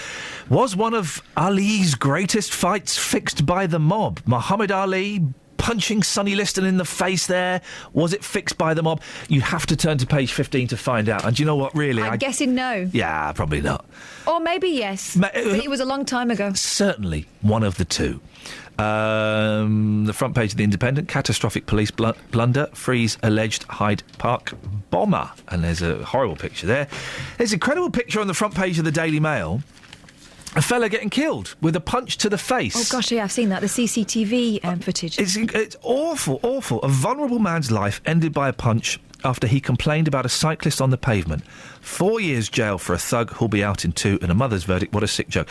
And we've had this as a local story. Remember the gentleman fighting over the car park space? Yes. One punch. That punch is timed, he hits the right spot, and then you smack your head on the concrete, you're dead. And we spoke to the widow of a man who was punched in a pub, wasn't he? Do you remember? And he never came back from that night out. Oh, gosh, that was awful. But the other impact of this kind of story is it stops people stepping in, it stops people daring to take responsibility. Well, what this fella's done, and he's, he has a condition. Was he Asperger's? He may be Asperger's. He's something. And basically, some fella was riding on the pavement, and so this fella said, "Oi, steady on, mate, you don't ride on the pavement." And so his mate whacked him one and killed him for being, as it says there, a good citizen. It does make you think, well, would you say anything? Probably not now. Probably not now. The Daily Express, new way to end arthritis pain. Simple jab has no side effects. Well, let's go and get it today. Oh, it won't be for quite a while. All right. And The Sun has a footballer who's accused of a sexual assault. 08459 455 555 is the telephone number if you want to give me a call. Jan Francis. It was Jan Francis. You've been reading the text, haven't you? I have, Linda. Thank you. Jan Francis. All right, Pen. She was in Just Good Friends. That was lovely. What was the problem with them getting together? He was a bit... He was a wide boy. His dad owned, like a used car lot. She was posh. She was posh. And a little bit stuck up. I wonder what she looks like now. Dare I? I imagine she looks quite similar. Oh, dare I? I'll have a look during the news. Jan Francis played Vince's girlfriend in Just Good Friends, says Ray. Thank you very much. Lunch breaks. Nick says, I drive a truck for a major retailer. I have to take a break to comply with the law. I must show a break of a minimum of at least 45 minutes. And Gabriel says, that expat pensioner in the Philippines still gets a winter heating allowance while he's sipping his beer in the 30-degree sunshine. Do they really? Yes, they do. They're entitled. Oh, come... Right, I've had enough of this. Expats should not get winter fuel allowance. That's obvious, isn't it? That there's a question mark around their state pension, a question mark that I'd like to erase. But the winter fuel allowance? You are having a laugh. Travel news for beds, cards and bugs. BBC Three Counties Radio. In Mill Hill, the A1 is queuing after an accident at the Mill Hill Circus, with queues at the moment going back to Stirling Corner. Going between Chesham and Great Missenden, the Chesham Road, we've got reports of black ice along that stretch of about 150 metres. The A5 on the speed sensors really slow on the southbound carriageway as you pass Margate. And the M25 anti-clockwise queuing between junction 21 for the M1 and 20 for Kings Langley. Also queuing between 17 for Maple Cross and 16 for the M40. Public transport has no reported problems. I'm Alice Glossop, BBC Counties Radio. Oh, Jan Francis, even at the age of 67, you still excite me so! Across beds, hearts and bugs. This is BBC Three Counties Radio.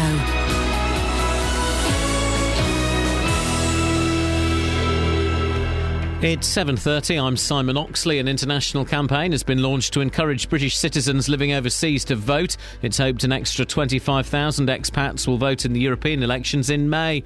A builder who conned a vulnerable Hertfordshire widow out of £500,000 is still on the run this morning. John Jenkins from Aylesbury failed to turn up for the last day of his trial at St Albans Crown Court. And a Luton councillor under investigation by the police has been dropped by Labour as a candidate for the upcoming European elections. Nassim Ayoub, an executive member of the council, was suspended by the party last month after comments she allegedly made on the internet. Three Counties Sports. BBC Three Counties Radio.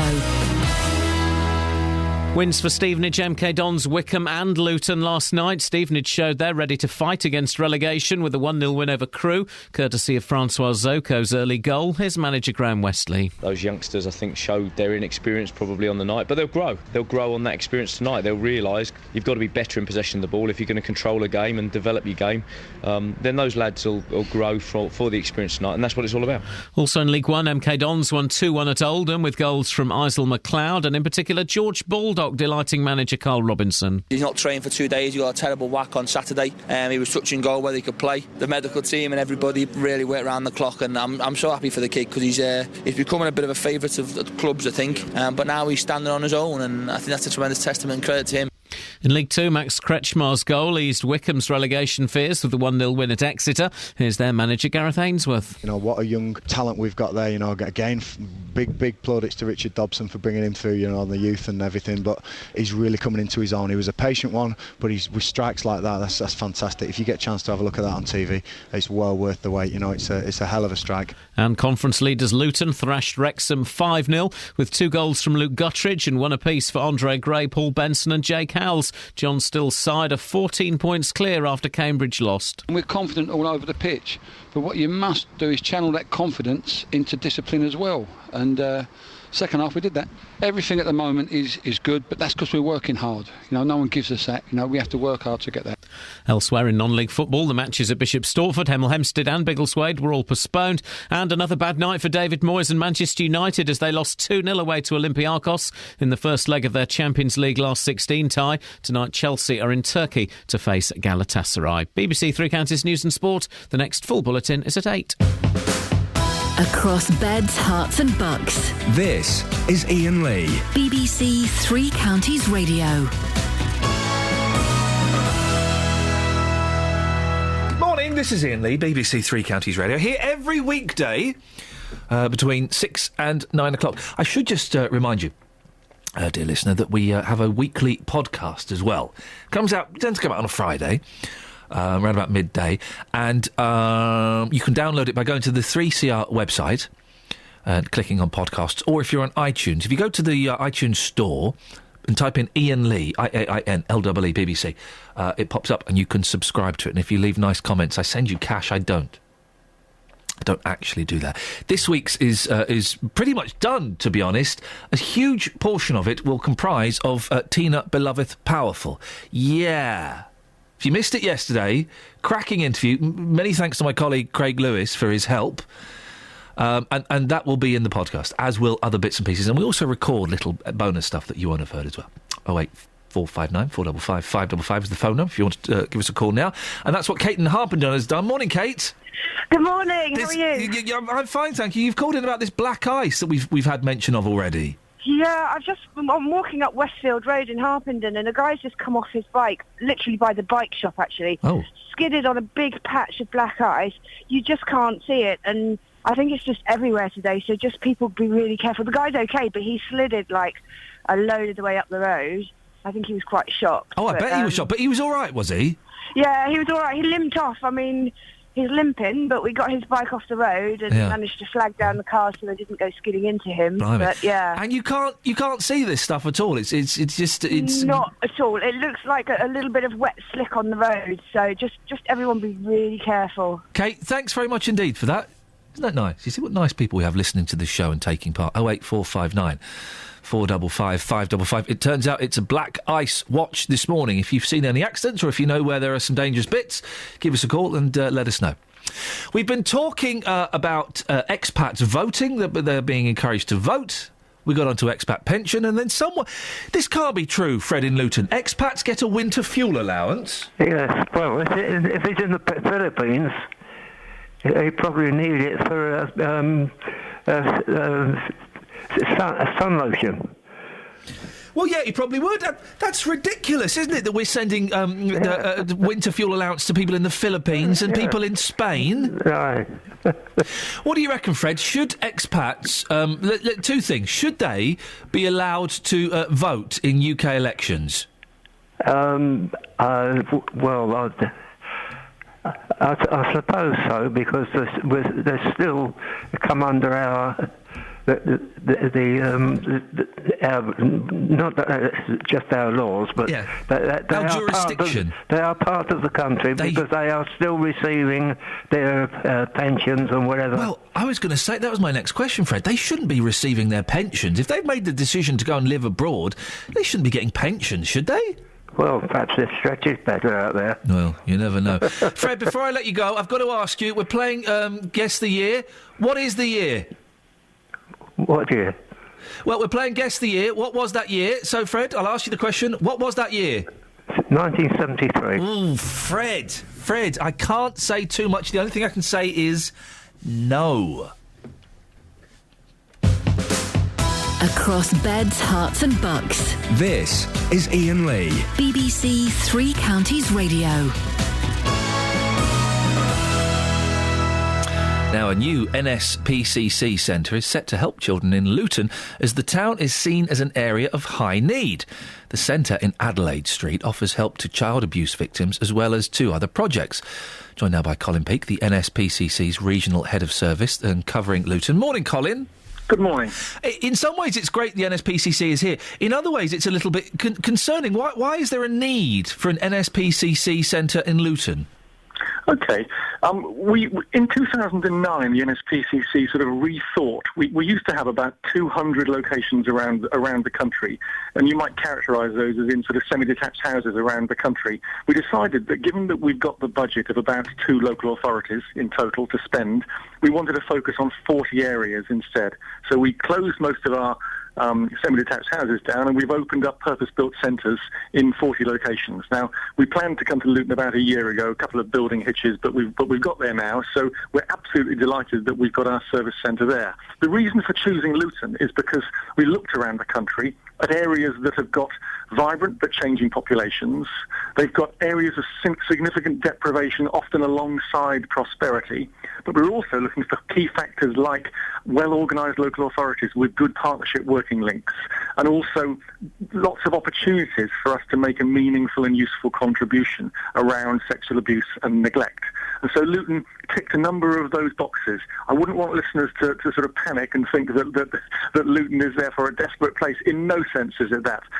What we want to do is get to places where we can make a difference, and Luton is one of those. OK, so Luton isn't viewed as a particularly needy place in terms of how children are treated? Well, I think that the thing one has to bear in mind, when we're talking about services to do with abuse, they cut across class and they cut across need. So deprivation is a key factor because, of course, people that are hard-pressed are more likely to face all sorts of difficulties.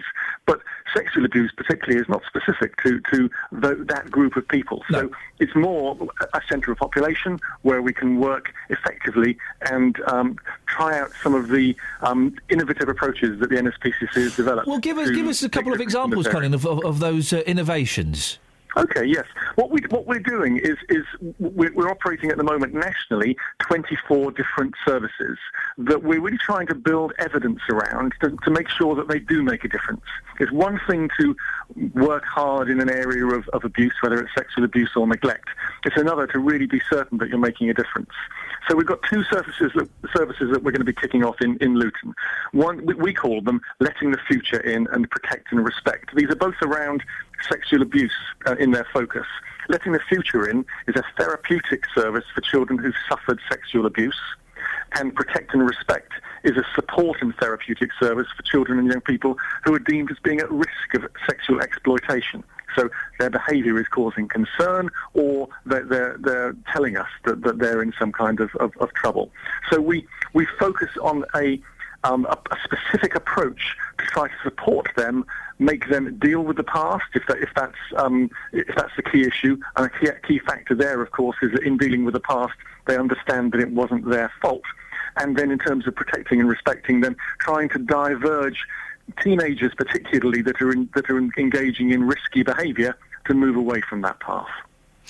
If people want to get involved with the centre in Luton, Colin, for whatever reason, because they may need help or they want to help, what's the best way to get in touch? Okay. Well, if they look on our website, nspcc.org.uk, then that will give them the information that they need to get in touch. But what we've got to bear in mind is the NSPCC spends 90p out of every pound that we spend comes from voluntary donations and support from the public. We get a very, very small amount of government grant. So that gives us a measure of independence, which is fantastic, but it also makes us very reliant on volunteers and donations. So we're looking for people not only that feel that they want to offer us practical support in our centre, but also those that have got a one-off event coming up that they're prepared to fundraise for NSPCC for, or indeed get involved in our local fundraising groups. But all information about that is on our website. Colin, I really appreciate your time this morning. Best of luck with the new centre. Colin Peake, head of NSPCC's regional head of service.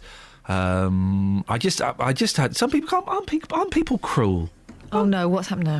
With the gentleman we had on before Colin there was doing the gag about the expats.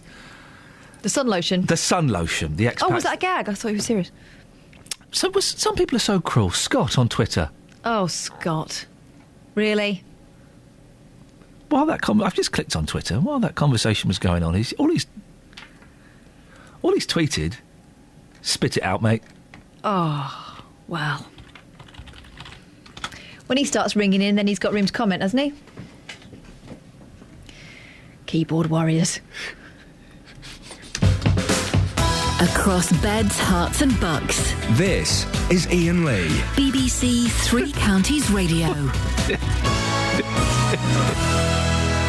Some people are just so thoroughly unpleasant. And I do... You're right, Catherine. Keyboard warriors. It's so easy to sit at home, isn't it? You get your... Oh, you're an idiot. Oh, you're ugly. Oh, you should go and get a nose job, you Olympic hero. Oh, it's easy to do that. What's not so easy is to... Unwind an old Trinitone phone. Hang on a minute. Trim phone, not Trinitone. I don't know what the make is. It's not so easy to do that phone and... Hello? Hello, BBC Three Counties Radio. Oh, hang on a minute. I've done something here I shouldn't have done. Oh, we've got another one of those anonymous calls. Hang on, right, so yes, it's not so easy to... Oh, dear. And another one. I hope you're noting these down, Louisa. Do I need to dial 9 for an outside line? Yeah. 08455555555. It's not so easy to do this, what I'm about to do now. It's really not easy, is it? What's first... I've gone to first class travel. That is why we sometimes get orders for taxis. Oh, right, hang on a minute. Apologies if I've not picked you up yet. Right, hang on.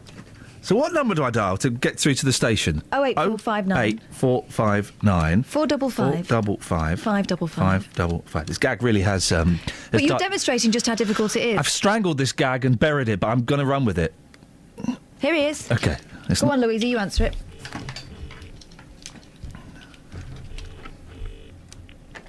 Radio, BBC Three Counties. Yeah, I want to phone up and complain. Why are you doing a voice? OK. I want to phone up and speak to Iain. Oh, what would you like to talk to Iain about? I want to talk about the old boy that was on before the fella from the NSPCC, and I want to say, spit it out, mate. Oh, well, is there anything else you'd like to say to Iain? Oh, yeah, I think that the girl's fab. All right, you're through. Well, right, put him through. How's this going to work? Feedback. Do you know what feedback's proper name is? The Larson effect. Oh. Yeah, right, so hang on, let's return. Hello? Talk in the phone, you... Hello? Oh, yeah, that works. Right. Turn your mic off. Okay. Hello. Hello, you're through. Hello, let's go to line one. We've got Iain in the studio. Morning, Iain. Yeah, morning, Iain. What do you want to say? Well, you know you had that old boy on who was on before the NSPCC fella. Oh yeah, he was doing the joke about the sun lotion. Thank you, Catherine. All right, the sun lotion. And it was Fred. Oh, was it a joke? Was it? Yeah. Well, what did you want to say about it? Well, what I wanted to say was, spit it out, mate. Anything else? Yeah, I think the girls are fab. Travel news for beds, cards and bugs. BBC Three Counties Radio. Starting with the speed sensors, the A5 as you approach Redbourne looking really slow past Mark Yates, and the A1M southbound also slow going between junction 9 for Letchworth and 7 for Stevenage. In Cheshunt, the A10 southbound slow approaching the M25 junction for Enfield, with those delays starting at Turnfold. The A41 in Kings Langley is queuing as you join the M25. Then the M25 itself slow anti-clockwise between junction 21 and 16 for the M40. Public transport has no reported problems. I'm Alice Glossop, BBC Three Counties Radio. Thank you so much, Alice. I don't think I'm going to get paid for today's show. I think I'm going to send them an invoice. They go, yeah, OK, the 26th, you weren't really working, so I'm afraid we're going to have to deduct £750 from this invoice. Oh, did I? Oh, I'm sorry, did I? 7:47, it's Wednesday the 26th of February. I'm Iain Lee. These are your headlines on BBC Three Counties Radio. An international campaign has been launched to encourage British citizens living overseas to vote. It's hoped an extra 25,000 expats will vote in the European elections in May. A builder who conned a vulnerable Hertfordshire widow out of £500,000 is still on the run this morning. John Jenkins from Aylesbury was found guilty in his absence of fraud and sentenced to 6 years in prison. And in sport, Luton are 14 points clear at the top of the conference after a 5-0 win over Wrexham. And I can exclusively reveal that Justin Dealey hasn't been to a Luton game for ages. He's going to go this Saturday, so say goodbye to their winning streak. Let's get the weather with Kate. Beds, Herts and Bucks weather. BBC Three Counties Radio.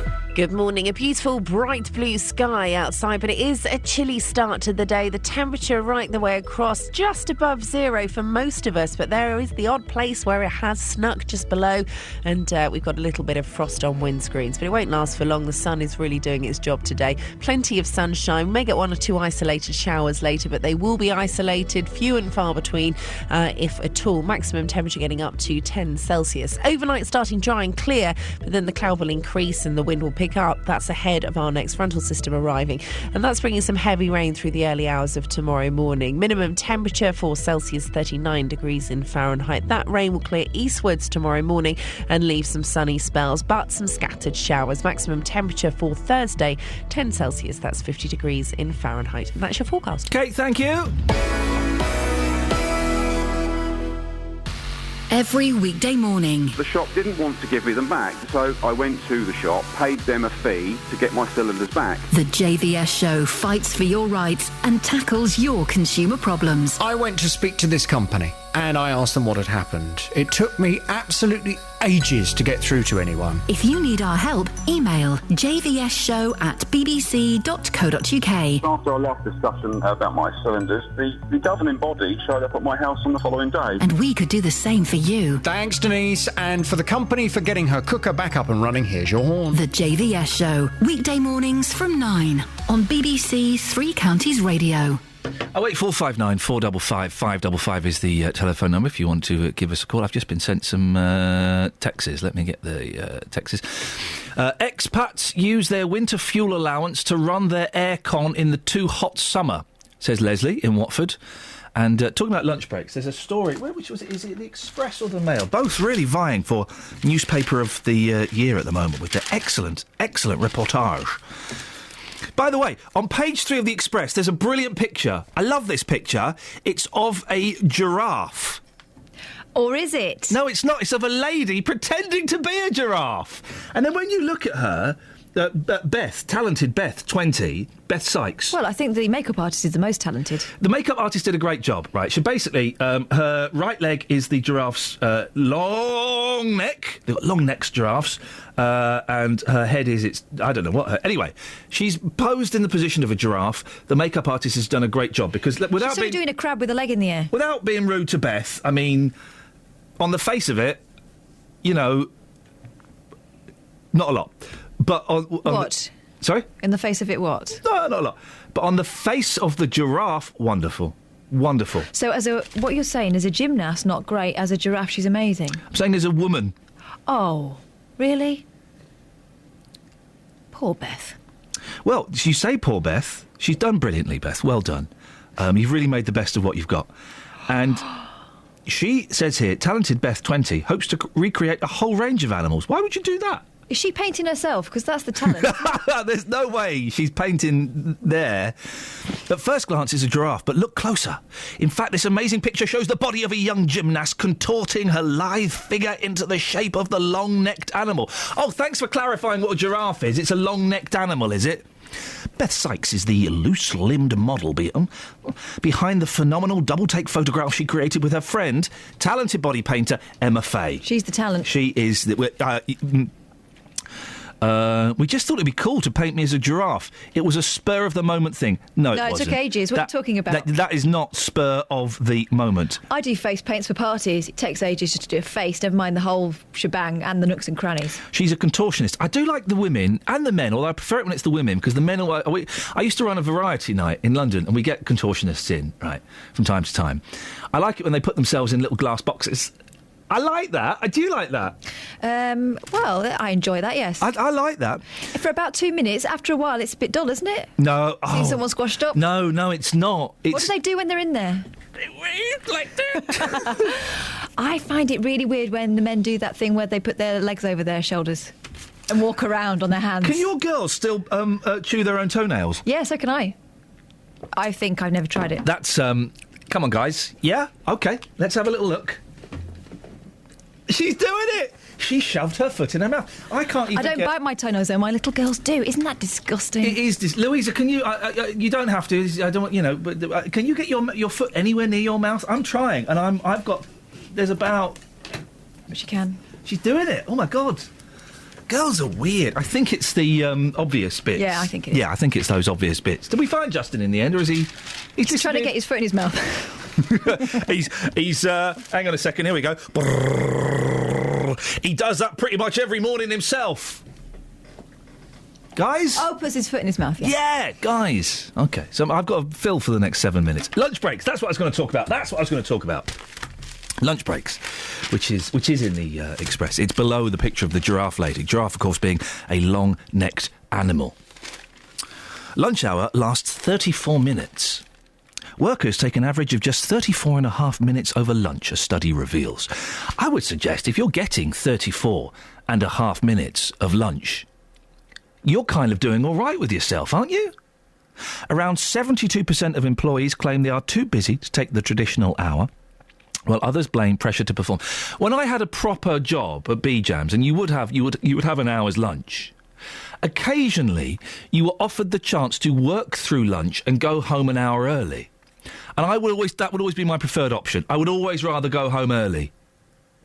Work through lunch, go home early. Because the lunch, you're sat there for an hour. How long does eating take? 3.5 minutes? You've got 56.5 minutes of sitting with middle-aged women. You have 3 hours every morning. What are you moaning about? Not that I'm middle-aged. But we're not stuck in the... I'm in my late 20s.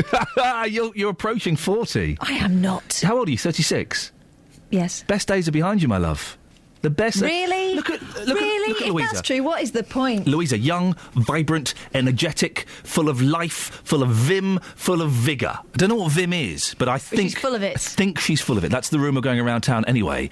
And then I compare Louisa to you, haggard, tired, battle-worn, beaten, bruised. I prefer to think of myself as strong, brave, experienced and interesting. Old. You've described old. You've described old, and Louisa's nodding. You didn't see that, but I thought I'd flag that up. She's nodding. But what I'm saying is, given the chance at BE Jams, I would turn down my lunch hour and go home an hour early. Yeah. Was that just because it was B-Jams? Oh, no, I used to like BE Jams. It was good. We had blue overalls. It was good. I did enjoy BE Jams. There's some good times. Anyway, a quarter of those questions said they were based out of town. There was nowhere to go. 1 in 5 took their own lunch. So there was no... The traditional lunch break, I guess is what I'm trying to say, is no longer a tradition. It doesn't really happen. The lunch hour. You used to get in factories, didn't you? The lunch bell would go at 12 and everybody would down tools, go out for an hour and come back. Like in Trumpton. Exactly like in Trumpton. Everyone would come out and have a dance at the end of work. Is the kettle broken? Do you want to try? Can you try and see if the kettle's broken? Now who's old? That's the thing my father-in-law says to me when he comes round. Well, do you... Sad news. I said, what's the matter? He says, is your kettle broken? Yeah. Well, is it? Maybe we should... Let's try it and just see. Fill it up with water. I'll have... If it does boil, you don't want to waste that water. That'll be bad for the environment. I'll have a cough.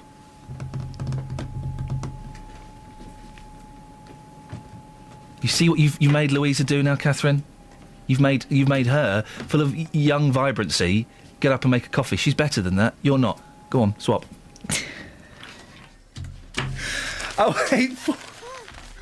Sorry? You are asking for it today. 084. Really are. Kelly's not here. She scares me. She should. She scares me. You, not so much. 08459 455 555 is the telephone number if you want to give us a call. I'm keen to hear about your lunch breaks. Do you take them? Do you have them? Mine? I don't get one. No, not yours. Oh. The listener. I'm talking to the listener now. Go on then, shh. OK. Your lunch breaks, dear listener. Do you have one? Do you still get one? Do you make a point of having them? I guess if you're in a union, does that make a difference? It seems like a very old-fashioned union thing. Nowadays, most people in offices, most people here... The best they'll do is they'll have some sandwiches, or someone will pop out to Marx's or something like that. They'll bring some sandwiches in, maybe a Costa, if they're feeling flush, and they'll sit at their desk and they'll eat their lunch there while they're working. The thought of actually going out for an hour for lunch or taking your packed lunch and going to the lunchroom, the staff room, the thought of doing that. That's from an old-fashioned world, isn't it? That world doesn't exist anymore. Your lunch stories, please. 08459 455 555 is the phone number. You can also go to facebook.com/BBC 3CR. You can also, and this applies for other bits and pieces, send me an email. My email address is ian.lee, I-A-I-N. Get the extra I in, otherwise it don't work. Leslie in Watford says, can I have a cough, please? Does she have... how's she taking it? How are you taking it, Leslie? Text back. OK, 81333. ian.lee@bbc.co.uk is the email address if you want to get in... And guess the year. Oh, and we're playing Guess the Year, of course. Of course, we've had wrong answers, haven't we? We've had 1964, 1963, 1974 and 1982. They are all wrong. Can you guess the year? Travel news for beds, cards and bugs. BBC Three Counties Radio. The M25 anti-clockwise, slow going between junction 21 for the M1 and 16 for the M40. In Uxbridge on the A40, there are queues London-bound between the Denham roundabout and Gypsy Corner. The A1M southbound, slow going between junction 9 for Letchworth and 7 for Stevenage. And on the speed sensors in Hitchin, the A505 looking very slow as you head towards the centre of town. The A5 still really struggling past Markyate as you approach Redbourne. And on public transport, there's no reported problems. I'm Alice Glossop, BBC Three Counties Radio. Alice, thank you Alice, do you take a lunch break? No, but I only work in the mornings. Oh, so does that kind of screw up your eating throughout the rest of the day? Because me doing mornings, my meals are all over the shop. Kind of, yeah. I just shift everything earlier. You see, you're sensible, Alice. Thank you very much indeed.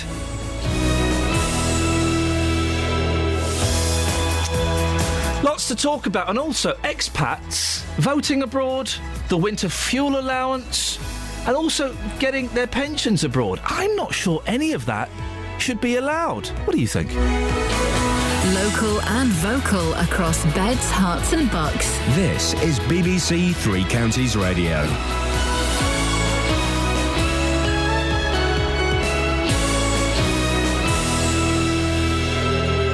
It's 8 o'clock, I'm Simon Oxley. The headlines: expats urged to vote, Buckinghamshire builder on the run, and Luton Town closing in on promotion. BBC Three Counties Radio. An international campaign has been launched to encourage British citizens living overseas to vote. It's hoped an extra 25,000 expats will vote in the European elections in May. The Labour MEP for this region, Richard Howitt, told this programme he was backing the scheme. In most countries, there's a lot of expatriate voting. It's the norm. In many countries, they have their own constituents. In France, for example, there are specific MPs in their parliament who represent overseas territories, and we're one of only 5 countries out of the 28 in Europe that are deemed not to be being fair to our expatriate voters. A builder who conned a vulnerable Hertfordshire widow out of £500,000 is still on the run this morning. John Jenkins from Aylesbury failed to turn up for the last day of his trial at St Albans Crown Court. The 70-year-old was found guilty in his absence of fraud and sentenced to 6 years in prison. It's thought he may have fled abroad. A charity which helps child victims of sex abuse is reassuring residents in Luton after opening a new centre in the town. The NSPCC site has just opened in Adelaide Street. Colin Peake is from the charity. I wouldn't want listeners to sort of panic and think that Luton is therefore a desperate place. In no sense is it that. The reason for choosing Luton is because we looked around the country at areas that have got vibrant but changing populations. They've got areas of significant deprivation, often alongside prosperity. But we're also looking for key factors like well-organised local authorities with good partnership working links. BBC News understands that the Co-op Group is expected to announce a loss of more than £2 billion next month. The Co-op is thought to be planning to sell its farming operation, which includes 15 farms, and considering the sale of its 750 pharmacies. A Luton councillor under investigation by the police has been dropped by Labour as a candidate for the upcoming European elections. Nassim Ayoub, an executive member of the council, was suspended by the party last month after comments she allegedly made on the internet. The energy regulator Ofgem has announced a series of measures which it says will break down barriers to competition and make the market work better for consumers. The big 6 energy firms will face closer scrutiny of their finances and are being warned to trade fairly with independent suppliers or face financial penalties. In sport, in last night's football, Stevenage beat Crewe 1-0, MK Dons won 2-1 at Oldham, Wickham won 1-0 at Exeter, and John Still's Luton are 14 points clear at the top of the conference after beating Wrexham 5-0. One-touch stuff from Luton, and Guttridge is in again! What a goal from the Hatters! Some of the football at Kenilworth Road, it's just a joy to watch! We're doing very well, but, we haven't won anything yet, and it's really important we all recognise that. I recognise it. We played all right today, but I don't think we was great in the first half. I know we're 4-0 up, but I thought we were better in the second half myself. The weather mainly dry with sunny spells after a chilly start, with isolated showers moving in from the west, a maximum temperature 10 degrees Celsius. And you can get the latest news and sport online at bbc.co.uk/3 counties.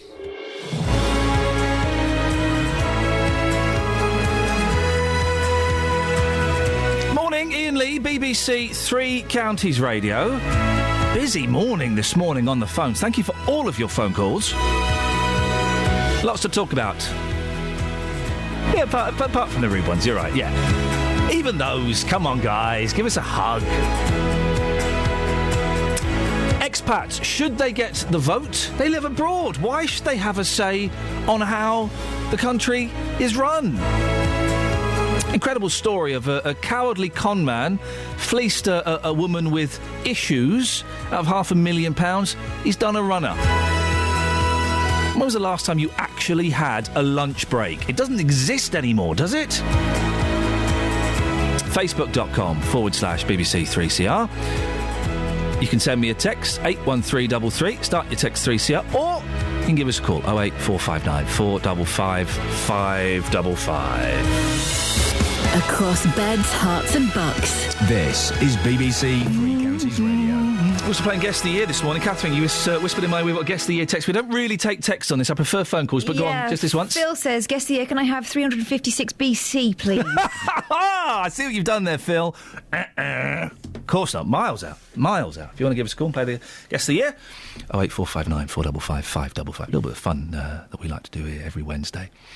Now, in the run-up to past elections, national treasures like Jim Davidson, Paul Daniels and Phil Collins have all threatened to leave the country if the wrong party got in. Sadly, only 2 of those were true to their word, but it turns out they'll still be able to vote from their self-imposed luxury exile. The Electoral Commission is hoping to get an extra 25,000 people to vote in May's European parliamentary elections. Well, Justin Dealey has been asking people in Harpenden whether expats should have the right to vote. That's right, isn't it, Justin? Yeah, morning, boss. Don't you dare knock Phil Collins. I was listening to his greatest hits last night. Fabulous album. But as you mentioned... When you were listening to his greatest hits, yes. Was a jacket required? No jacket required. Oh, wow. On that occasion, That's great. It's a relaxed, informal atmosphere. Absolutely. But I have been in Harpenden, and I think this is a really, really interesting discussion. It's certainly got mixed reaction. Here's what people had to say about whether expats deserve the right to have a say about what happens here.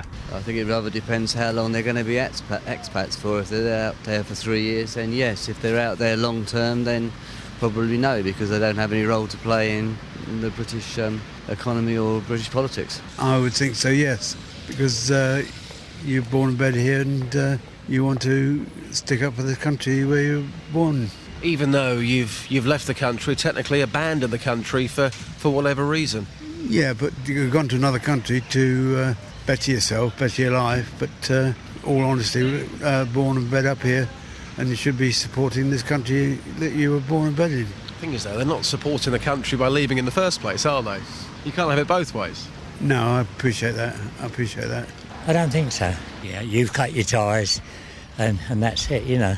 Probably, but I'm for a limited period. I'm not sure for how long. Similarly, I think that only people who have citizenship should vote here. So if they move away for 20, 30 years, not sure. But good question. Justin, thank you. Can I speak to you before 9 o'clock about the Luton Town Football Club, Just? Yeah, of course you can. OK, well, I'll speak to you a little bit later on. Thank you very much for that. Excellent stuff there from Justin Dealey. Well, in a moment, we'll get the thoughts of a representative of the political party UKIP. But first of all, let's talk to Rosemary Davenport, who's from the Electoral Commission. Good morning, Rosemary. Good morning. Why is it important for expats to vote? Well, I'd just like to clarify on our campaign, we're actually encouraging people to register to vote. Obviously it's for parties and politicians to inspire people to actually cast those votes.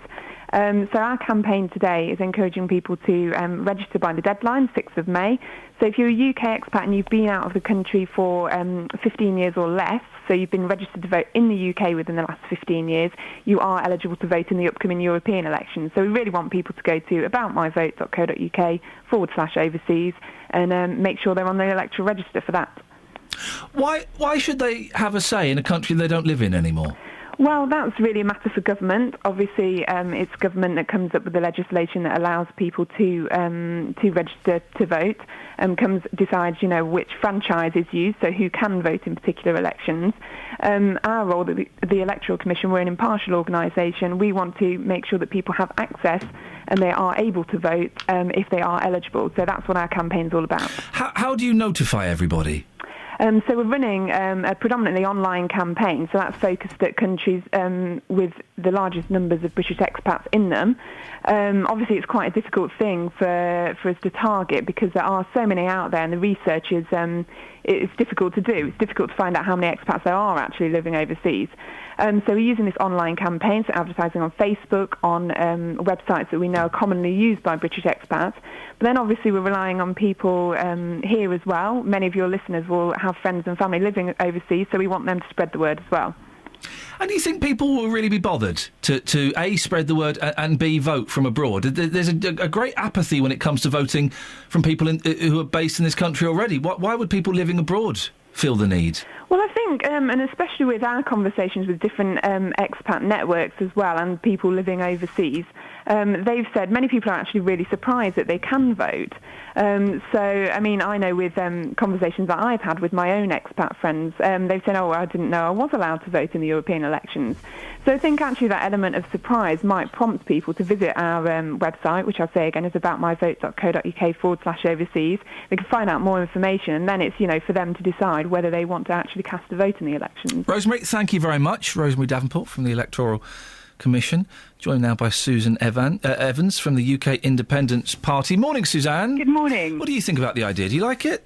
Well, I think first of all, I'd like to say that I think the Electoral Commission should first of all be focusing on something like the 8.5 million people in this country who aren't registered to vote, because clearly people in this country who have a much greater connection with the country, and those are the people it should be focusing on first, I think. But it's interesting listening to your Vox Pops earlier. I think most people seem to be in favour of the status quo, which is that if you leave the country, you can still vote for a period of up to 15 years. And I think that sounds about right. I don't really see any need to change the current status quo. And of course, it's the EU commissioners that are trying to say, this is unfair, this is against people's human rights. If you are out of the country for whatever period of time, you should be entitled to vote. I really think the 15-year rule we have already is more than generous. And if you've been out of the country for more than 15 years, I would suggest even shorter than that, but 15 years is the rule. That's right. You've kind of severed your ties to a certain extent, or severed your right to have a say in the country, haven't you? I think so, yes. And interestingly, even the European Court of Human Rights thinks this too, because there was a test case recently, and it ruled that just because you had perhaps a bank account in Britain, perhaps you had a British pension, perhaps you had a property in Britain, that still didn't mean you had a strong enough connection with the country to vote. I found out today, and I wasn't aware this was the case, that if you are an expat, you still get a winter fuel allowance, even if you're living in Spain or the Philippines. Yes, even when you probably don't need it because it's probably lovely and warm. That doesn't seem fair, does it? Would UKIP change something like that? It might well be something that we'd look at, yes. But one of the other interesting things I think that I'd like to pick on that Rosemary said was she said that this whole issue about whether or not expats can vote is a matter for government. And this is the problem, Iain. It's looking as though it's not a matter for government, because last week we had Viviane Reding. Now, she's the Justice Commissioner for the European Commission, and she was in Britain, and she was the one that was pushing this idea that it's unfair for expats to have a cut-off point after that 15 years. Now, who is Viviane Reding? She's a militant Europhile who wants a US-style government. So she wants an overarching EU Commission and a sort of lower house, if you like, made up of member states. So that would actually give MEPs more power than our own MPs here in Westminster. So I really question the whole reason about why she's pushing this agenda. She's not somebody that wants to stand up for Britain as a sovereign state. She's someone that wants to give the EU even more power to take away Britain's sovereign right. And why is she pushing for expats to have votes? Because she thinks that people who benefit from the freedom of movement within the EU are more likely to vote for pro-European parties, and i.e. not UKIP. This has been around for decades. This issue would not even be coming up, I don't think, were it not for the rise of UKIP. Do you think that this campaign is primarily an attack on UKIP and an attempt to dampen down the support for you? I think it's certainly an attempt to awaken, as far as possible, pro-EU feelings across the continent. And as I say, I don't think if it wasn't for the fact that UKIP's doing so incredibly well, that it would be even on the table. Suzanne, I appreciate your time. Thank you. Suzanne Evans, UK Independence Party's community spokesperson. What do you think? Expats voting abroad. 15 years is the cut-off point. If you've lived abroad for up to 15 years, you are allowed to vote in British elections. Why? Why? I would say the cut-off point would be 3 years. Because 3 years or more is a huge commitment to another country. Register to vote in that country if you want to have a say. Don't still vote in your local council and your general elections and your European elections. That's a really good point. An unusually good point for you. Sorry? Well, we always hear people saying, if you come to live in this country, you should throw your lot in with this country, and they get fed up. We get people who were British nationals getting fed up with people coming over and still having ties to their old mother countries after years and years. We're doing the same thing. Yeah. Exactly. I'm surprised because now you're saying something sensible. Exactly. We're having a sensible off. It is when people come over here. You get your Polish and your Romanians and your Indian. Oh yeah, they're not integrated into British. No, they still consider themselves to be Pakistani. He said, "Hey, are you which football team are you going to support? Poland or England? Oh, you're Polish. They're still sending money back to their families over there. They're still sending money back to their families over there. That's what we say about, in inverted commas, them. And yet we're still doing the same thing. And we're kind of patting the Brits on the back for doing the same thing. If you're going to go and live in a foreign country, I don't know how you go about doing it, register to vote there. Don't still vote in who runs your council, who runs the council you used to live in, and who's going to be the MP for the area you used to live in. Seems crazy. I'm getting angry about it now. I've woken up. Seems crazy to me. 08459 455 555. Derek Moore says Scottish expats don't have the right to vote in their referendum. Give us a call. 08459 455 555. Expats, they shouldn't have the right to vote if they've been in the country for 3 or more years. They shouldn't get their state pension. And they certainly shouldn't get their winter fuel allowance. Travel news for beds, cards and bugs. BBC Three Counties Radio. Bound, slow going between High Wycombe, Handy Cross and Maidenhead. And then the M1 northbound also got delays there between junction 12 for Flitwick and 13 for Milton Keynes. Onto the M25 anti-clockwise, slow going between junction 21 for the M1 and 16 for the M40. And in Uxbridge there are still queues on the A40 London bound between the Denham roundabout and Gypsy Corner. Up in Roxton, the A1 southbound queuing at the Black Cat roundabout at the moment, with delays going back to St Neots on the speed sensors. Public transport has no reported problems. I'm Alice Glossop, BBC Three Counties Radio. Thank you very much, Alice. Coming up to 8:16, it's Wednesday, the 26th of February. I'm Iain Lee. These are your headlines on BBC Three Counties Radio. An international campaign has been launched to encourage British citizens living overseas to vote. It's hoped an extra 25,000 expats will vote in the European elections in May. A builder who conned a vulnerable Hertfordshire widow out of £500,000 is still on the run this morning. John Jenkins from Aylesbury was found guilty in his absence of fraud and sentenced to 6 years in prison. And in sport, Luton are 14 points clear at the top of the conference after a 5-0 win over Wrexham. We'll speak to Justin Dealey, Luton Town Football Club supporter, a little bit later on. The weather today, a chilly start with isolated showers turning mainly dry with sunny spells during the afternoon. Maximum temperature is 10 degrees. BBC Three Counties Radio.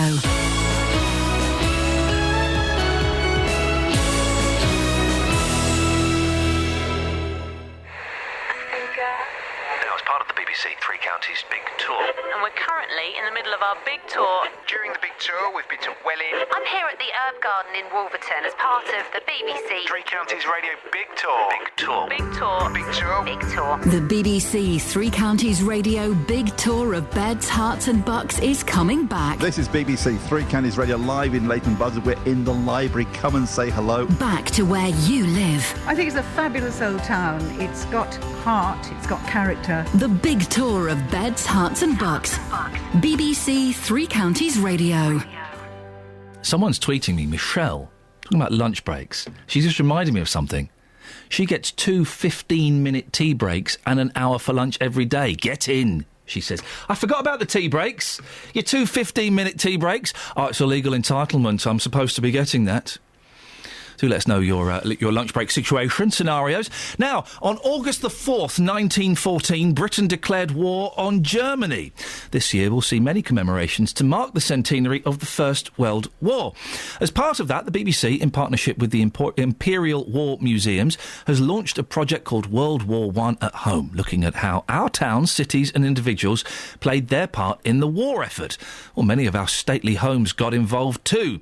At Watersden Manor in Buckinghamshire, Alice de Rothschild dug up her flower gardens and grew fruit and vegetables instead. Well, our reporter Tara Gungafol has looked at her decisions and feelings during the war, which are all catalogued in a series of letters that she wrote to her head gardener. Right then, chaps, what we got? We got some hyacinth bulbs that we need to patch up. We do about 200. Yeah, that'll be Miss Alice Rothschild was in charge of Watersden Manor at the time of the First World War, and she turned her beloved flower gardens over to produce of potatoes and other market garden vegetables, so that could then be contributed to the war effort. Catherine Taylor is the head archivist at the Waddesdon Archive. We know some of the detail of this because of a series of fabulous letters she wrote to her head gardener, George Frederick Johnson, throughout the period of the war. November the 3rd, 1914. Johnson, what you say is only too true. Things look very black to me. March the 6th, 1916. How will you manage when your men leave you? Can you find some to replace a few of them? What terrible times we are living in. That's it, these palms, they've done really well for the summer, but what we need... I'm Paul Farnell, I'm the head gardener at Wadston Manor. We should take them down to the grass houses at the bottom of the hill there. I think the role that Johnson would have had during the First World War would have been very taxing indeed.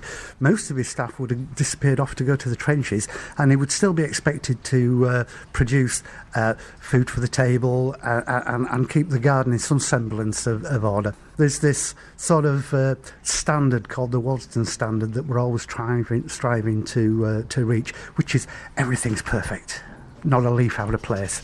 Saturday morning, February the 16th, 1918. Johnson, yes, grow as much food as possible. By 1918, particularly by the end of that winter in 1918, supplies were running short. Do not let people imagine that we waste labour on useless luxuries. Grow your tomatoes well in sight. Many people will be glad of them. Grow, too, a lot of good potatoes.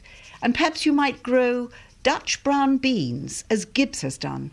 They make good puree. I think growing potatoes on the parterre would have been very, very difficult indeed. And what sort of crop they actually got remains to be seen.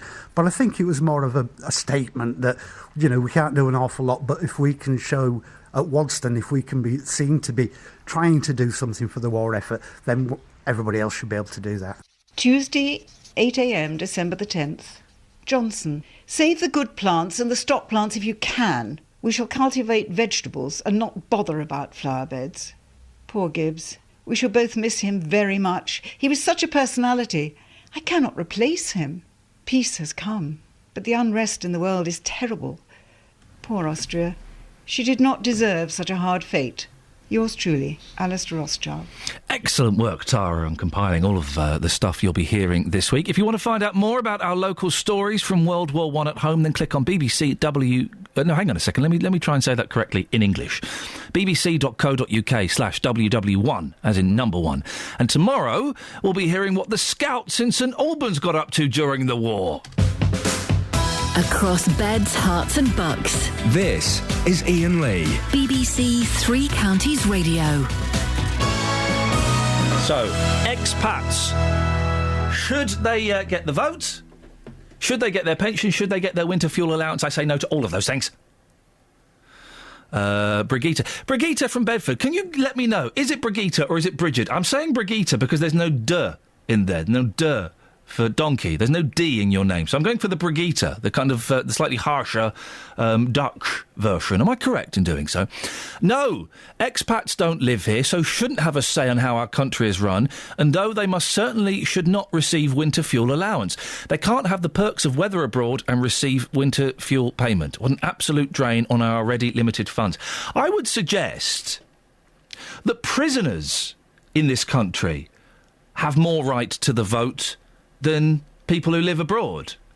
They live in this country, they're affected by this country, they're affected by the rules. I say, if we're going to let expats have the votes, then let's give the votes to prisoners. And Nick in Huntingdon has texted him, Iain, countries are just arbitrary devised borders created throughout history, so it doesn't really make any difference whether an expat or patriot has the right to vote.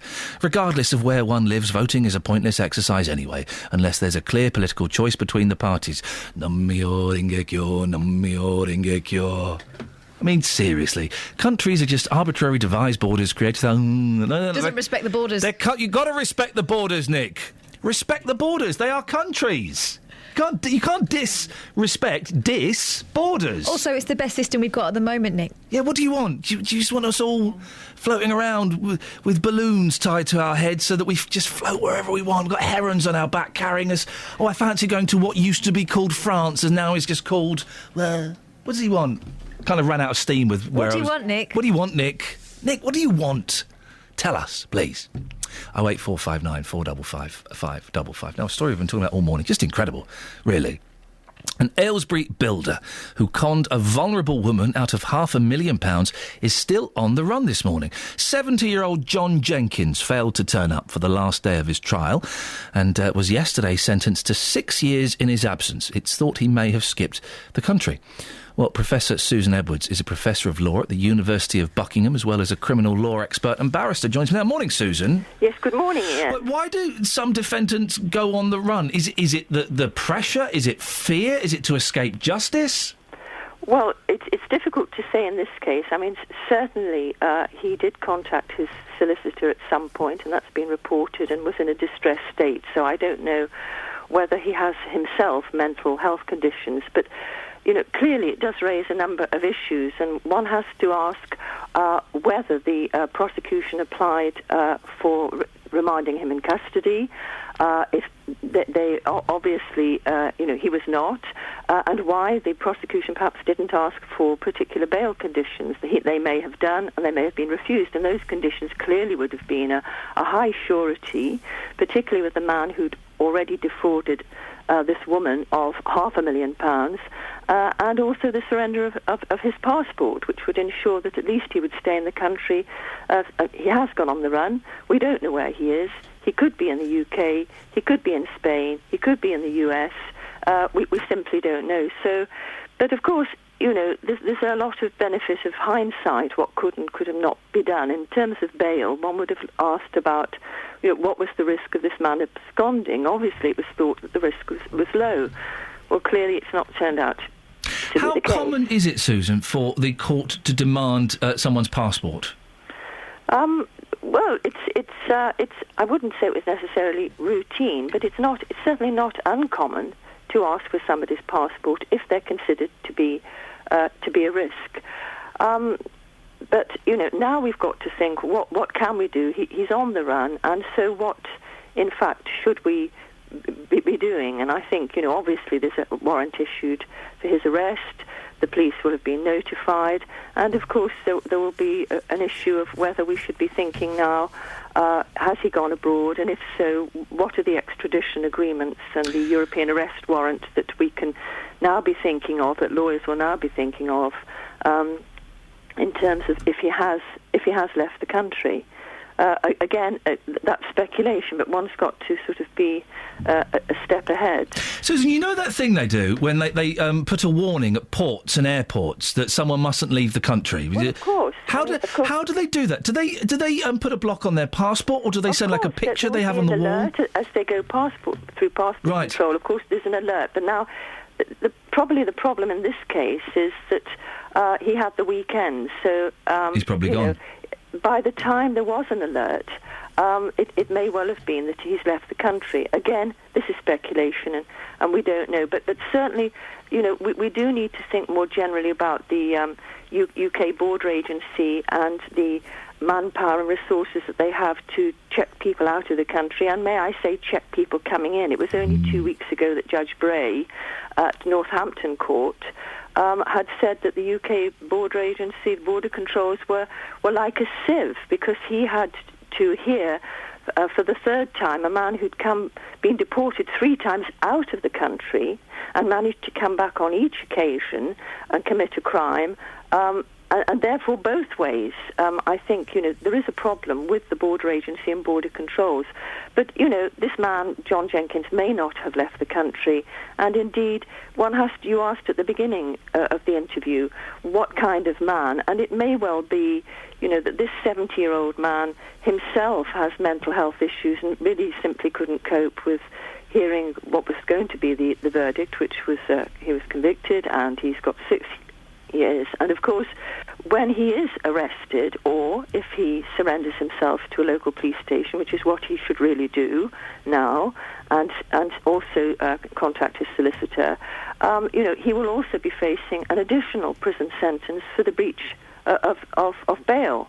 And what could that sentence be, possibly? Well, that is likely to be, it could be a prison sentence. I mean, that is very likely to be an additional prison sentence to the 6 years that he's already got.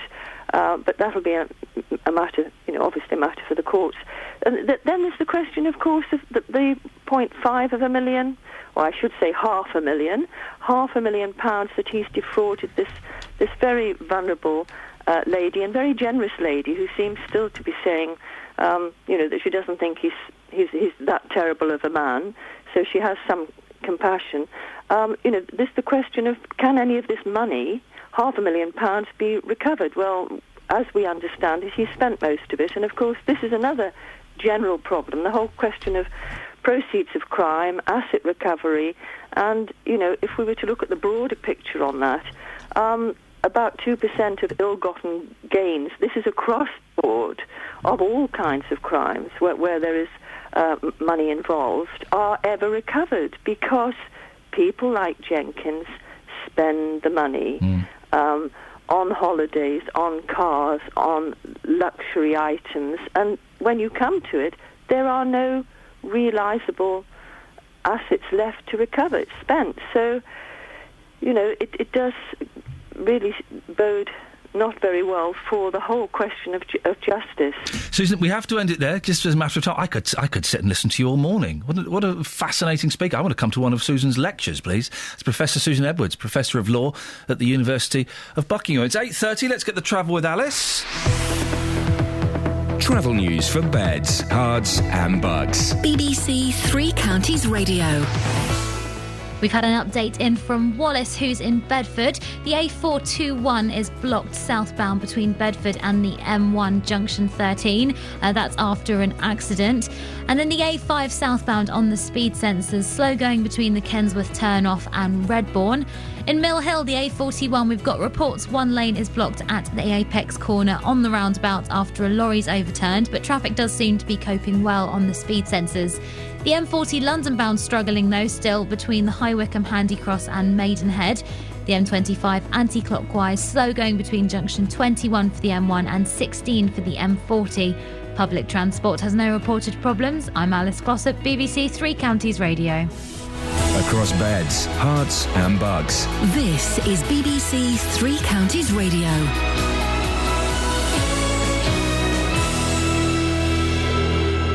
With the headlines, I'm Simon Oxley. A charity which helps child victims of sex abuse is reassuring residents in Luton after opening a new centre in the town. The NSPCC site has just opened in Adelaide Street. A builder who conned a vulnerable Hertfordshire widow out of £500,000 is still on the run this morning. John Jenkins from Aylesbury failed to turn up for the last day of his trial at St Albans Crown Court. And an international campaign has been launched to encourage British citizens living overseas to vote. It's hoped an extra 25,000 expats will vote in the European elections in May. Three Counties Sports. BBC Three Counties Radio. Wins for Stevenage, MK Dons, Wycombe and Luton last night. Stevenage showed they're ready to fight against relegation with a 1-0 win over Crewe, courtesy of Francois Zoko's early goal. Here's manager Graham Westley. We got the early goal, and although we tried to encourage the lads to keep the ball and develop our game, you could see that they were just determined to keep that clean sheet, and that's about all we did, was just dig in, fight hard, run for our lives, put our bodies on the line, and we ground out a determined, if very ugly, 1-0 win. Also in League One, MK Dons won 2-1 at Oldham with goals from George Baldock and Isle McLeod, delighting manager Carl Robinson. I thought we tactically got it right when we were under pressure. It's difficult making change when you're 2-1 up and just conceded. I'm thrilled with that. I'm absolutely ecstatic to come here.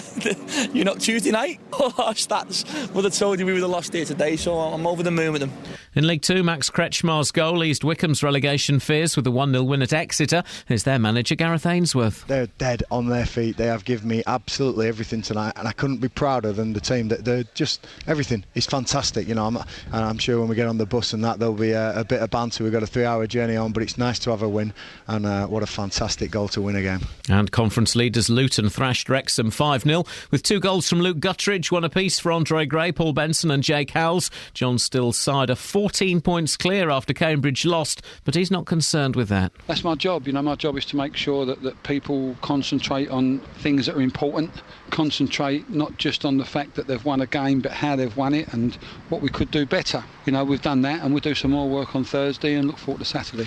And another bad night for David Moyes and Manchester United as they lost 2-0 away to Olympiacos in the first leg of their Champions League last 16 tie. The worst we played in Europe, that's for sure. A really poor performance tonight. We never really get going from the start, and you know, we didn't deserve it because of the way we played tonight. Tonight, Chelsea are in Turkey to face Galatasaray. BBC Three Counties News and Sports. The next full bulletin is at 9. Across beds, hearts and bucks. This is Iain Lee. BBC Three Counties Radio. JVS. That's quite a good note, wasn't it? That was very good. Do you mind if we just got a quick phone call from Albert? Do you mind if we take this? No, is it a good one? I don't know, Albert? Good morning. Good morning. You're through to myself and Jonathan Vernon Smith. Oh, that JCB bloke, I like him. OK, yes. Yes. He's good, him. He's excellent. He's going to tell us what he's talking about in a minute. So what have you got? Do you want to go now or wait until he's gone? Well, I've got some work to do, so I'd like to go now, please. OK, then, Albert, away you go. Well, I was just going to say I'm absolutely furious. I've missed most of your show this morning, but that's all right. I'm just furious that I've heard about, expats. Yes, focus. Right. I've got a friend called Pam St Clements. You probably know her off EastEnders, right? Pat? Yeah. That's going to go mad. Why shouldn't she be allowed to vote? Why shouldn't she get ex-fuel allowance after what she's done for this country with her hair? Albert, you've misunderstood it. We don't mean people who used to play Pats on television. We mean expatriates, people who've moved abroad. So Pam St Clement can still vote. She can? She can vote. Oh, she'll be thrilled to know that. You let her know that, Albert. Oh, thank goodness for that. Thank you, Albert. Thank you. Glad to have cleared that up. Expatriates, we mean, not expats. Catherine, how on earth did he fall through the... I thought he made a good point. Oh, flipping it. Oh, my tinnitus has just kicked in my left ear. Not fun. Oh, has it? I'm having a terrible time with my tinnitus at the moment. Oh. I'm having to sleep with the radio on, because it's to drown out the noise of the... Try and recreate it for us who can't hear it. OK, well, it's different in both ears. The left ear is... That's funny, is it? I'm disabled and you think that's funny. Would you laugh at a man in a wheelchair? I hope not. What about in the right ear? The right ear, it kind of fluctuates. Oh. So it's more of a... It's like, imagine dropping an infinite number of tiny pins on a metal floor. You've got all that going on now? No wonder you got that slightly deranged look on your face. This is a serious affliction. Yeah, no, I know. I've had a bit of tinnitus in the past. Oh, is it cleared up? Well, mine's permanent, and it's worse than yours. At my mum's care home, where she lives, there's people with various disabilities, and they quite often do, not intentionally, they do play... Oh yeah, my disability's worse than yours. People will be coming in with one leg and they're unable to wheel the chair, so they have an electric. Yeah, I know. Albert's got that, but actually, I think you'll find that my condition is much worse. There is kind of a one-upmanship in these things. Well, I can't possibly one-up you on your tinnitus. Good, thank you. Because it sounds terrible. Well, yeah, it does. It literally sounds terrible in my head. It's driving me insane. Anyway, you've got quite an interesting show coming up this morning. Well, I hope so, yeah. From 9 on the big phone, and I'm asking, do you believe dyslexia is a real condition? No. Have you heard this story today? Experts are calling for the word dyslexia to be abandoned because the condition might not actually exist. Oh. The term has been described as unscientific and lacking in meaning, and now scientists fear millions of children may have been wrongly diagnosed when they may just need to work harder at reading. In his book, The Dyslexia Debate, Professor Julian Elliott argues more time and effort should be put into helping children read than finding them labels for difficulties that they may face. The NHS estimates that as many as 8% of school children in England may have some form of dyslexia. But in light of today's news, I want to hear from you. Do you believe that dyslexia is a real condition? 08459 455 555. Do you know anyone who's dyslexic? Not that I'm aware of. I probably do, and I'm unaware that they're dyslexic. I do. We mentioned this earlier on. We saw it. Kath and I saw it on the papers. I do think terms like dyslexia and ADHD and ADHD and the spectrums that they use. I do think that they are perhaps bandied around a little bit freer than they should be. That if sometimes, not all the time, sometimes you'll get kids that are just naughty and don't like reading, or you get kids that are badly behaved and they don't like school. And some people feel they have to label them. They can't just label them as naughty kids. They have to say, oh, he's on the spectrum. He's got ADHD. Aren't some people just not very good at reading and writing? Yeah. There are some people that are thick. But is it... Yeah, because, you see, for numbers, for me personally, numbers are just... It's like another language. Yep. I don't get it. People can show me how to work something out, and I look at it and I think, that just means nothing to me. Yeah. I've not got that right kind of brain. You know, some people have got a mathematical brain, haven't they? Others have got a scientific brain. What brain have you got? Well, I'm not quite sure. Okay, still working on that. But I know that my talents are definitely not numbers. Yeah. I could never be an accountant, for example. Yeah. But I don't know, do I need some kind of label for why I'm useless at numbers and anything mathematical? Is it not possible... I'm just going to put this out there as a question. On my show, thanks. Is it not possible that some people who are dyslexic are just not very good at reading and writing? It's just not their thing.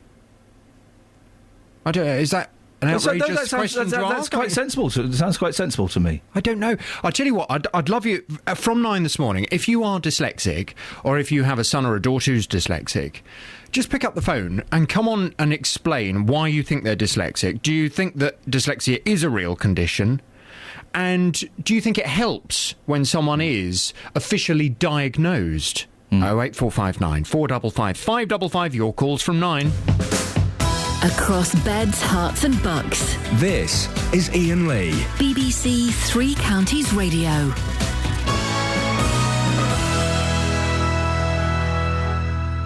Steve is on the move. Hey, Steve.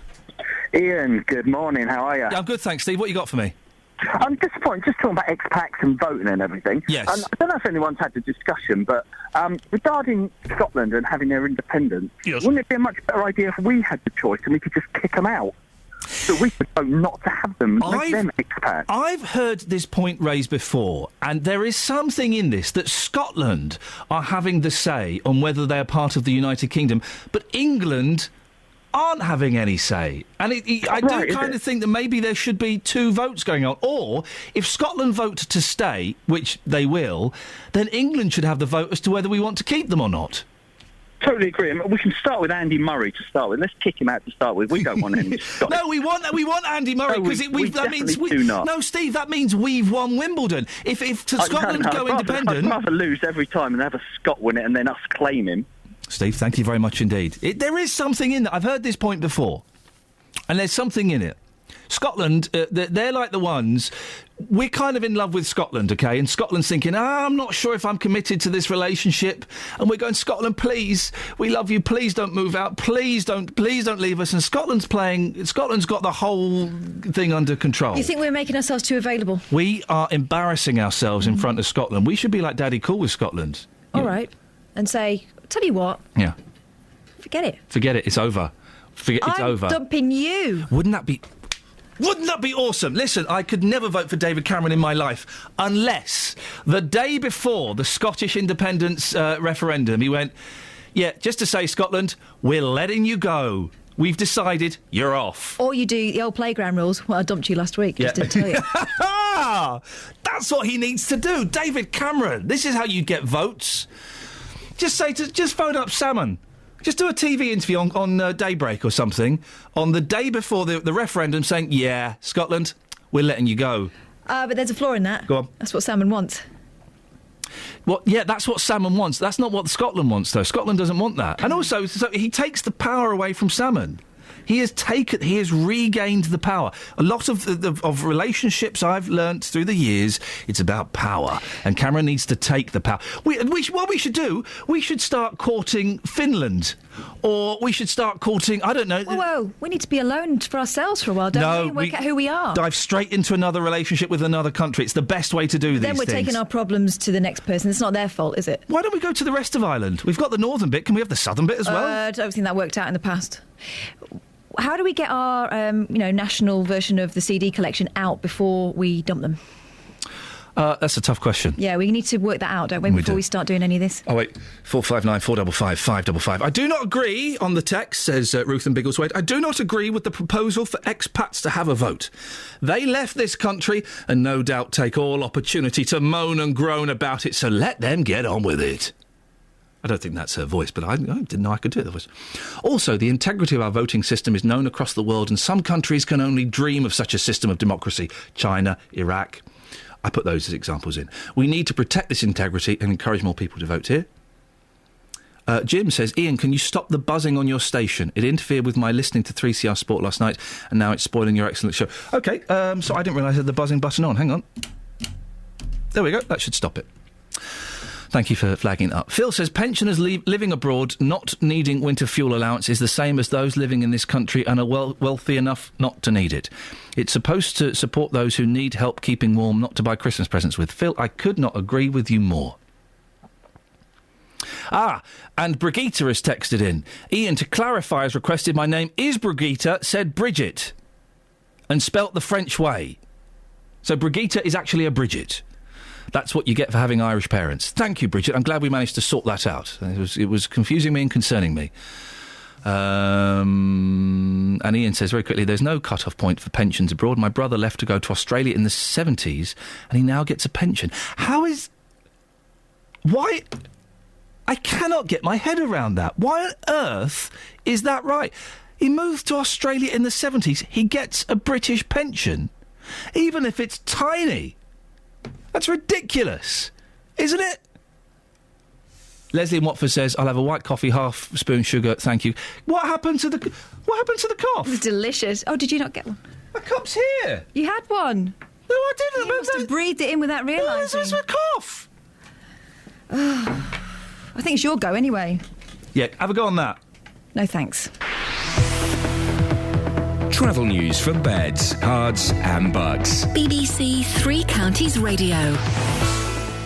In Bedford, the A421 is blocked heading southbound between the centre of town and the M1 junction 13. Thanks to Wallace for phoning in with that. Checking the speed sensors, it's causing queues on the A428. And in Clop Hill, the A507 is queuing as you approach the Clop Hill roundabout. The A5 also very slow in both directions through Dunstable. We had a call in from Sue in St Albans. There are queues on Folly Lane heading towards the station. Those queues going between Verulam Road and St Peter's Street, causing congestion on the Harpenden Road too. The M25 anti-clockwise slow going between junction 21 for the M1 and 16 for the M40. Public transport has no reported problems. I'm Alice Glossop, BBC Three Counties Radio. Thank you, Alice. 8:46, Wednesday the 26th of February. I'm Iain Lee. These are your headlines on BBC Three Counties Radio. An international campaign has been launched to encourage British citizens living overseas to vote. It's hoped an extra 25,000 expats will vote in the European elections in May. A builder who conned a vulnerable Hertfordshire widow out of £500,000 is still on the run this morning. John Jenkins from Aylesbury was found guilty in his absence of fraud and is sentenced to 6 years in prison. In sport, Luton are 14 points clear at the top of the conference after a 5-0 win over Wrexham. Talking to Guy in Aylesbury and also speaking to Justin Dealey before 9 o'clock. But before that, let's get the weather. Beds, Herts and Bucks weather. BBC Three Counties Radio.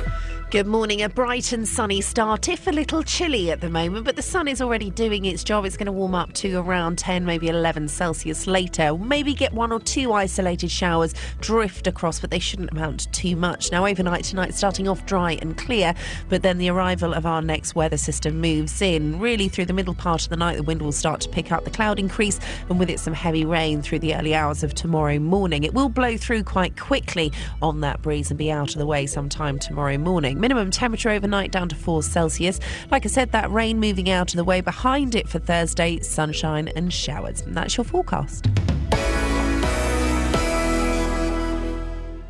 World War I at home on the BBC.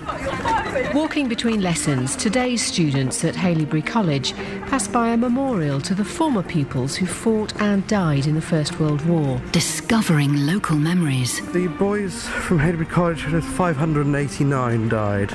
World War I at home. The college now hosts a growing collection of artefacts from the conflict, including a large and very recent edition of letters. Revealing local stories. My own beloved mother, poor old beloved Marlborough. He's found his purpose in life. He has fulfilled it and is content. But for us who remain, I cannot yet bring myself to think or realise what life will be to us without him. The story of World War I at home continues today from midday here on BBC Three Counties Radio. We know there's a buzz. We know there's a buzz for some of you listening to the radio show, and for some of you there ain't no buzz. There's a buzz for Paul in Elstree. There's a buzz for Suzanne. We don't need to name check the buzzers.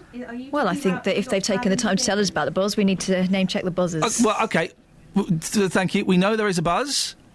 There's not a lot more I can do. Jim from Leagrave's hearing the buzz too. OK, I'm really sorry about that. I just don't know what I'm expected to do about it. I mean, I'm sure those that need to are looking into it. So, I don't know. There was some power was turned off last night. I thought that was tonight. No, that was yesterday, it says, I think. Oh, no. Yeah, it was yesterday. Be that then. So that would it be that? No. It could. I mean, I just don't know. Or you should care. It's interfering with your quality. It's not. It's literally not. Guy's in Aylesbury. Guy, can you hear a buzz? I cannot. Excellent. Anything else you'd like to say this morning? Yeah, basically, I actually lived abroad for 15 years myself. Okay. I lived in Thailand, actually. Oh, very nice. With my parents and my sister. And I absolutely think expats should have the right to vote, because... Why? Well, I mean, they haven't given up any nationality. We were only out there because of my father's job. Right. So why should that mean you should vote? Why should it not? Well, I couldn't vote in Thailand... because you had to have taken Thai nationality to do so. I'd not given up any kind of nationality in moving. But you'd given up being in the country. You're 15 years out of the country. You've lost touch with what's going on in the country. You've lost touch, but why shouldn't you have a say over... I mean, you've lost touch with what's going on in the country, but why shouldn't you have a say over, which party is governing your country at the moment? Well, it's not your country at the moment whilst you're in Thailand, and because the reason you shouldn't have a say is because of what you've just said. You've lost touch with what's going on in your country. Well, I don't know. I mean, if you've got family still... I mean, with regard to the winter allowance, etc., then, yeah, that's fine. I agree with that. If you're an expat, then there's no need for that. But I think that you should be allowed to vote. OK. I think you're wrong, Guy, and I challenge you to a bare-knuckle fight in the car park to dispute it. I will accept. Oh, no, don't. You sound like a big fella. Guy, very quickly, before we let you go, let's end on good terms. We're playing Guess the Year this morning. What do you think the year is? The year? Now? No, we're playing in the competition. Playing Guess the Year. What's your guess? Let's go 2003. Oh, Guy! No, it's not 2003. Across beds, hearts and bucks. This is Iain Lee. Hang on a second. Three Counties Radio. Hang on a second. Darren from Dartford has sent in a text regarding my tinnitus. Tinnitus, a situation, what do you call it? An environment? No, a creation, a condition, that's the word. A condition that is incurable. Darren's suggesting a cure. And I will have a go at it, Darren, because I'm desperate. Desperate measures. Ginkgo biloba. Can you get some Ginkgo biloba? Sounds like Rocky's younger brother. Ginkgo biloba from a health shop. Give it a week. I suffered real bad with tinnitus. Mine vanished. Biloba. It says Bilboa here. Oh, right. Fair enough. What's this? I've noticed you do this thing now. What? Just about, sorry. You do a thing where I'm talking and I can sort of see you out of the corner of my eye and you do a wave. And that wave means, open your fader, I want to talk. I've had an idea. No, it's... Because you can't see the light bulb over my head, can you? What? Can you see it? When did that... I can see the halo slipping. When did that become a thing that you were kind of, you know... You gestured to me. I thought we were working in gestures. No. I'm doing the show. Yeah, I don't do that last gesture because I couldn't fit one of those in my mouth. I'm doing the show and then suddenly it's like, yeah, I want to do the show now. Well... I'm ready. Come to me. That's what I'm saying to you. It just ruins my... I'm trying to be helpful. It's not. Sometimes you sound like you're drowning. And I'm just throwing you a little... You're miming the whole thing now as well. Well, it works. It is not working. My fader's open. Yeah, not for much longer. Bob's in Welling. Morning, Bob. Morning, Ian. Bob, what's going on? There's a buzz in our radio station. How on earth do we get rid of it? Do we need to switch the radio station off and then on again? Well, I don't know about that, but it sounds like it's on the feed from your studio to the transmitter, because I've changed frequencies and it's still there. Oh, blimey. So, I think you need to get your engineers in... Mark's not in until gone 3 o'clock today. Oh, and thanks for the tip about the tinnitus, because I couldn't hear it to begin with until my son pointed it out. Oh, so I'll get some ginkgo or whatever it is tonight. Ginkgo biloba, my friend. Deb will help you out. Bob, thank you very much for that. Justin. Morning, boss. There's a buzz on the line. Oh, my ear. Are you doing that? No, it's not. Can you hear the buzz? I swear, my left ear is... This tinnitus is mental. There's nothing you can do. Honestly, my left ear is ringing like... sorry, Catherine? I didn't say anything. You did the pretending to cry mime. You're such a... It's a shame for you, because, I mean, at the end of the day, you do love the sound of your own voice, don't you?